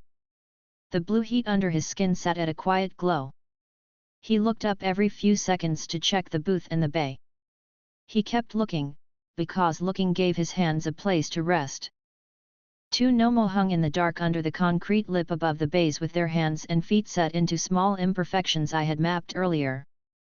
A third crouched on the roof near the hatch. The fourth lay flat under a parked trailer with its chest against cold steel. They did not fidget. They watched. I set a low-power loop over the nearest 2 street cameras and turned the warehouse dome feeds into a 7-second delay with drift. I left the EMS bands free. I trimmed the guard's phone reception by 1 bar so he would think it was the river. I set a silent mask on the panic line that would add 6 seconds to any outbound call. 6 seconds is enough to make men ask one more question before they shout. The donor window had a shape baked into it. White van arrives alone, dock door opens, one small pallet out, two small pallets in, signatures on a clipboard, no scans, 15 minutes, gone. The clipboard would feed into a file cabinet with 3 locks and a false bottom. The locks would not save it. Listen, I said. 2 inside on the floor. 1 guard in the booth. 1 driver. A night manager watches basketball on a tablet in a back office and gets up every 17 minutes to look important. The manifests live inside a steel cabinet in a small room near the break table. There are 2 trackers I want disabled without alert. There is 1 camera inside the office that is real and 1 that is a shell. I will blind the real one when we enter. The shell can look at a wall. Shifted his weight. What about the freezer bays? Door switch monitors, I said. No pressure mats. If you open the door and close it within 90 seconds, nothing pings. If you stand there and pose, they get an email in the morning. Do not pose. Butcher chuckled. Heard the man. Frenchie stopped at the chain gate and looked at the small lock with a casual eye. He slid 2 fingers along the shackle. He didn't pick it. He altered its play by 1 micron with a twist from a thin tool, so when it relocked later, it would sit exactly as it had. He stepped back and rejoined the sidewalk traffic. Van's 2 minutes out, I said. We go on my call. Butcher, you're the driver's problem. You're the office. Frenchie, you're the cabinets and the roof access. Huey, you're adhesive heat on trackers and seals. Nomu, perimeter only. No contact unless I say. Copy, said, steady. Frenchie murmured. Got it, Huey said, breath contained. The van turned off the avenue and bumped into the lane, light off for a beat too long, then flicked on under the booth's light. The guard stood and stretched his back in a bored way and waved it through. He did not check the clipboard yet. He would. In his time. This place taught him to save effort. The dock door rolled up. The beep of a forklift increased, then stopped. The driver put the van in park with a little shake in his elbow that told me he'd had too much coffee and not enough sleep. He opened the bay doors. He jumped down and yawned. Now, I said. Frenchie put a hand on MM's shoulder and blinked them behind the pallet stacks inside the bay. He steadied with a breath and ignored the small ache in his lower back that told him the 2-passenger stretch had a cost. He raised a hand to to wait. He listened. 2 voices in the bay. 1 in the back office. The driver by the van. Butcher crossed the lane with a walk that said he owned the asphalt. He rapped the guard booth glass with 2 knuckles and flashed a laminated card that read like a late inspection nobody wants. Evenin', he said, friendly without warmth. Got a quick question about a permit. Won't take a tick. The guard blinked at the card, tried to focus, and failed. He opened the door half an inch. We ain't got no violations, he said defensively. Course you don't, Butcher said amiably. He angled his body to fill the doorway without looking like a threat. That's why I'm here to tick a box and saw it off. The guard hesitated, looked at the van as if it held answers, then at the card again. Butcher's hand tipped toward the booth interior with an easy motion. The guard stepped back to block the view. Butcher stepped in with him, shoulder to shoulder, still friendly. The booth camera saw 2 coats and a laminated card. It did not see the small drift in air as a Nomu's arm slid under the booth window and set a device against the panic button relay to add that 6 seconds if someone mashed it. The guard's mouth kept moving. Butcher nodded and wrote nothing on a fake form with a dull pencil and asked about a transformer code the man had never heard of. The man felt useful. He calmed. Inside, Frenchie and moved. Camera, I said. On my count. 3, 2, blind. The office camera went to loop. The night manager looked up from his tablet because the light flickered in a way his brain filed as nothing. He heard the forklift turn and thought about a beer he did not have money for. He stood to look like he would look if someone walked in. Frenchie bumped the break room door with his hip and entered with a clipboard he did not own and a face that said delivery men are always in rooms like this. The manager looked at him with half a question. Frenchie smiled a little and moved to the water cooler, poured a cup he did not drink, and threw it away. He saw the cabinet with 3 locks. He saw the false bottom. He kept his eyes calm. He whistled softly at nothing and turned away like a worker who did not care. Peeled left toward the office with the printer and the file drawers. He entered without knocking. He closed the door behind him with his heel. He scanned the room in one sweep: desk, printer, a small safe under a counter, a metal cabinet labeled shipping manifests, a wall calendar with red blocks that matched donor windows if you looked too closely. He set the portable mirror drive on the printer's port. The indicator blinked. He pulled the cabinet key from the top of the door frame where every lazy manager hides a key. He opened the cabinet and photographed the first shelf without touching it. He put on fresh gloves. He lifted the top folder, photographed the inside cover with dates, and slid it back. He moved with hands that had learned how to keep a chain clean before he ever met me. Frenchie slipped around the manager as the man stood to stretch and stepped into the small corridor behind the bay where the electronics box lived. He put his ear against the panel and listened to the buzz, then slid the cover off 1 inch and inserted a sonic shim that would mute the click when he pulled the bay door sensor wire for 9 seconds. He counted under his breath. "Driver," I said. "Now." Huey stepped from the shadow of the loading door's inner wall with a messenger's stride and a clipboard. The driver blinked at him and reached for the bay manifest. Huey smiled, strained but polite. "Quick scan," he said. He set his palm flat over the corner of the tracker embedded in the plastic sleeve. Heat pulsed under his skin at a soft tick. The adhesive softened. He lifted the corner with his thumb and pressed it flat on a wax patch Frenchie had given him, the kind you peel for stickers when you need them to move. He pressed the sleeve back to the clipboard. It looked the same. The tracker felt the same. It stuck to the wrong thing. He pocketed the wax patch with the tracker like it was lint. "Thanks," he said, voice thin but steady. The driver nodded, checked a bolt for no reason, and yawned again. Pulled the second folder and found the donor code format we needed: 2 letters, 2 numbers, a dash, and a week. He photographed the first sheet and read the code that matched the page Starlight had lifted the night before. He pulled 3 sheets down the stack and found the off-grid site entry note with a street fragment. He took that photo too. He slid the sheets back into place and exhaled through his nose in a way that did not fog the cabinet glass. He closed the door. He relocked the latch. He put the key back on the frame. He wiped the frame with the back of his gloved wrist in one motion to smudge the tiny oil mark the old key had left, so no one would notice a fresh clean line. "Bay door," I said. 9 seconds. Frenchie's fingers counted down. He pulled the sensor wire for the door micro switch and let the bay door move 6 inches. The forklift beeped and then stopped. The floor worker cursed mildly and hit the button again. The door lifted. Frenchie slid the wire back into the clasp without a click.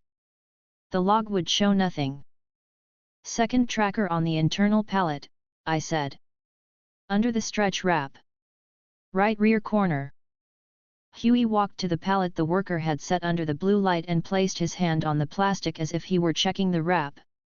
He let a whisper of heat soften a circle the size of a quarter and pressed the tracker through the film into his palm.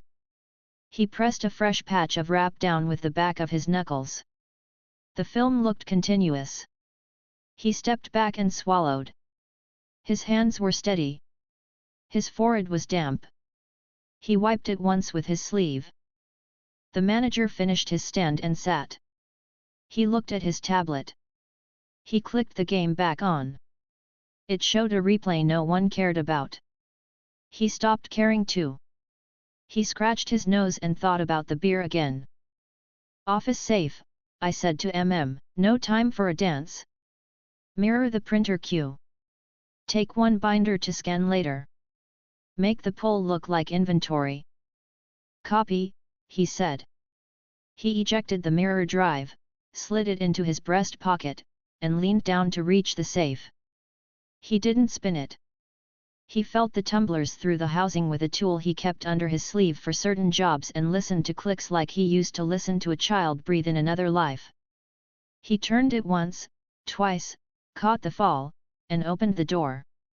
He took a small binder that read bills of lading Q4. He closed the safe. He scuffed the dust line in front of it with his boot, so any guard who looked would think the scuff happened when the manager did his lazy checks. He walked out with the binder under his jacket like a man who carried a sandwich because his wife packed one. Butcher's voice came calm from the booth. "All square, mate," he told the guard, tapping his useless form against the top of the desk. He slid a piece of meaningless yellow tape across the edge of a clipboard in a way that made it look official and useless. "If your boss rings about a code, tell him a geezer with a card came through and sorted it." He smiled without kindness. The guard laughed because laughter felt safer than questions. Butcher left the booth and sauntered toward the lane like a man who wanted a smoke and a rest. "Exfil," I said, calm and even. "Phase 1. Frenchie first roof. With him. Huey, you follow on floor. Butcher, you float." Frenchie took MM's wrist and blinked them into the shadow of the roof hatch. He paused, listened for feet, heard none, popped the hatch 2 inches, slid through, and closed it. He breathed once into the cold and smiled because cold air in his lungs reminded him he was not dead. He checked the binder under MM's jacket and nodded. Huey walked past the driver like a man who had signed a thing he didn't understand and needed to pee. The driver didn't look at him. The floor worker didn't look either. He stepped into the corridor and turned toward the side door exit. He opened it and let it click shut. He exhaled and leaned on the wall for half a second before his hands remembered to keep moving. Butcher slowed by the van and scratched his neck. He looked at the warehouse like it had told him a joke. He felt the Nomua shift 2 centimeters under the trailer and nearly laughed because he liked the feeling of something too strange for anyone else to understand doing exactly what he wanted it to. The van left on schedule. The guard waved it through. He looked at his screen. It showed the dome feeds in a loop that would pass as real to a man who wanted to go home in 4 hours. He drank from a plastic cup. He looked at the tiny Christmas tree his girlfriend had put on the console. He smiled at it, then frowned at himself for smiling, and looked away.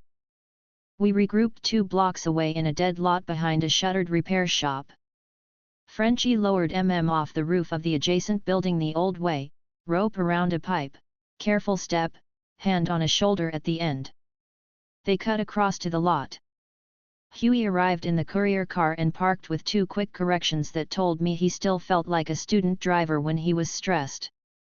Butcher came along the sidewalk and flicked a cigarette into a puddle without having lit it. Set the binder on the hood of a car and opened it with clean hands. He flipped the first page, took a photo with the field camera, wrote the chain code, and pulled a slip of paper that had stuck to the back. He scanned it with his eyes and raised one brow. "What?" Butcher asked, trying not to sound excited and failing. "Off-grid site vendor contract reference number," said, controlled. "Matches the memo. Lists a window and a contact with 3 initials we've seen on Edgar's call log." Frenchie leaned in. "We have our pretty string," he said softly. Huey breathed out like he had been holding his breath for an hour. "So we can prove the trucks go from there to the site." "Yes," I said. "We cross-match tomorrow and push one line. Tonight we make copies and move the original to a second box. Do not carry this past dawn in one place." Nodded. I'll do it now. He pulled a portable scanner from the case, set the binder on the bed, and fed pages through on slow mode. He checked each image twice and compared the hash to the camera shot of the first page. He signed the chain form. He wrote the time. He placed the original into a sleeve and sealed it with red. He put the copy into a second sleeve with a blue strip. He handed the blue to Frenchie. Where do you want the blue? Frenchie asked. Practical. Not your flat, said immediately. Lock up 3. You know the one. Frenchie nodded. He did know. He put the blue under his jacket and zipped up. He pulled the line coil tight around his waist again like a man who ties his belt before he walks. Butcher clapped Huey on the shoulder. Nice hands, sunshine, he said, approval bright in his eyes. Huey tried to hide the small smile and failed. Didn't melt anything, he said, proud and a little shaky. Don't get cocky, said, without heat. Get quiet. Huey's smile faded into a determined nod. Yes, sir. I stepped into the edge of their circle. Butcher tipped his head. You like the haul? He asked, eyes sharp. I am satisfied, I said. My voice stayed level. You moved clean. You did not trip anything we can't explain. You brought back the piece we needed and the number we wanted. Tomorrow we force them to look at their own words. Then we choose the next hit. Closed the case and snapped the latches. We should move, he said. This lot is dead, but dead lots wake up. Go, I said. Frenchie, Huey, take east. West. Butcher, float south, then double back. Nomu, scatter and return on separate roofs. Do not be seen. They moved. Frenchie took Huey's elbow for the first blink and left his hand there longer than he needed to, just enough to steady the boy's breathing. Huey closed his eyes during the hop and opened them with a small laugh he turned into a cough. They disappeared into side streets where cameras cover only what someone pays for. Carried the case like it was empty and heavy at the same time, with the balance of a man who knows how to move fragile things without looking like he is moving fragile things. He did not walk in the street light. He stayed in the shadow line and kept his shoulders even. Butcher lit another unlit cigarette, because the motion of hand to mouth calmed him after this kind of work. He walked like a man without plans and counted windows. I returned to the warehouse and set the scanner up on the steel table. Placed the original sleeve in my hand. I slid it into the safe that holds only pages that break men with suits. I closed the safe. I spun the dial. I noted the placement in my ledger. Frenchie arrived 20 minutes later with the blue copy and set it in a second safe in a separate room with different dust and different air. He whistled once and went to wash his hands for 3 minutes with a focus that said he was washing the night off his fingers one layer at a time. Huey sat on a crate and stared at his palms again. He flexed them, relieved, then looked around to see whether anyone had noticed him looking relieved. Butcher noticed and grinned and said nothing. Noticed and said, "Drink water," which sounded like an order and a kindness. I opened my palm display and matched the binder codes to Edgar's call log and the legal draft language. The lines matched. The truck routes matched the donor schedule blocks that had been written on a calendar for the manager who did not pay attention to what his own pencil wrote. The contact initials matched the law partner's assistant's initials. It was all neat. I like neat. Tomorrow, I said into the room. 9 a.m. We send one cropped image. Courier access window and the vendor contract number. No names. No addresses. We let everyone ask themselves if they want their names next to that phrase. Edgar will say nothing useful. He will pick independent partners and push it until it dies. He will not like the contract number. It is a number that can be found. People will look. That is the point. Nodded. We stick to the one line, he said. We hold the rest. Yes, I said. Butcher. He leaned back and stretched his neck. And after we poke them in the eye, we go back with a hammer, he said, cheerful. After, I said. Not before. He made a face like a child told to wait for cake. Right. Huey laughed quietly, then sobered when looked at him. Sorry, he said. Don't be sorry, said. Be on time. Frenchie came back from the sink and dried his hands on a towel like he was preparing for surgery. He looked at the Nomu along the wall and gave one a small salute like you give a guard dog that did not bite you. The Nomu did not move. It blinked once. That was enough. Starlight texted me from her room, home. Quiet. I typed back, good work today. Sleep. She replied with a thumbs up and did not type again. She turned her phone off and lay down with her arm over her eyes and let the tension leak out of her shoulders 1 inch at a time. Across the river, Edgar read nothing into the night and placed the phone on the charging stand at the exact angle he places it every night. He thought about the page with courier access window on it for 4 seconds and measured who would have had a hand on it in the room. He did not settle on one person. He knew that meant he had a problem. He did not call anyone at this hour. He sleeps when he says he sleeps. Ashley set an alarm for 6 a.m. and wrote prep neutral language on a sticky note that she stuck to her bathroom mirror like a ward against the day. She brushed her teeth and stared at the words and tried to smile. It looked like someone trying to rent an expression. Homelander posted 2 photos from the hospital and watched his likes pile up. He did not care what the caption said. He smiled at the numbers. He closed his eyes and saw Starlight's face when she told him if Ashley wants it. He did not like that. He opened his eyes and scrolled until he found a post that made him laugh and then stopped laughing immediately because he did not like laughing alone.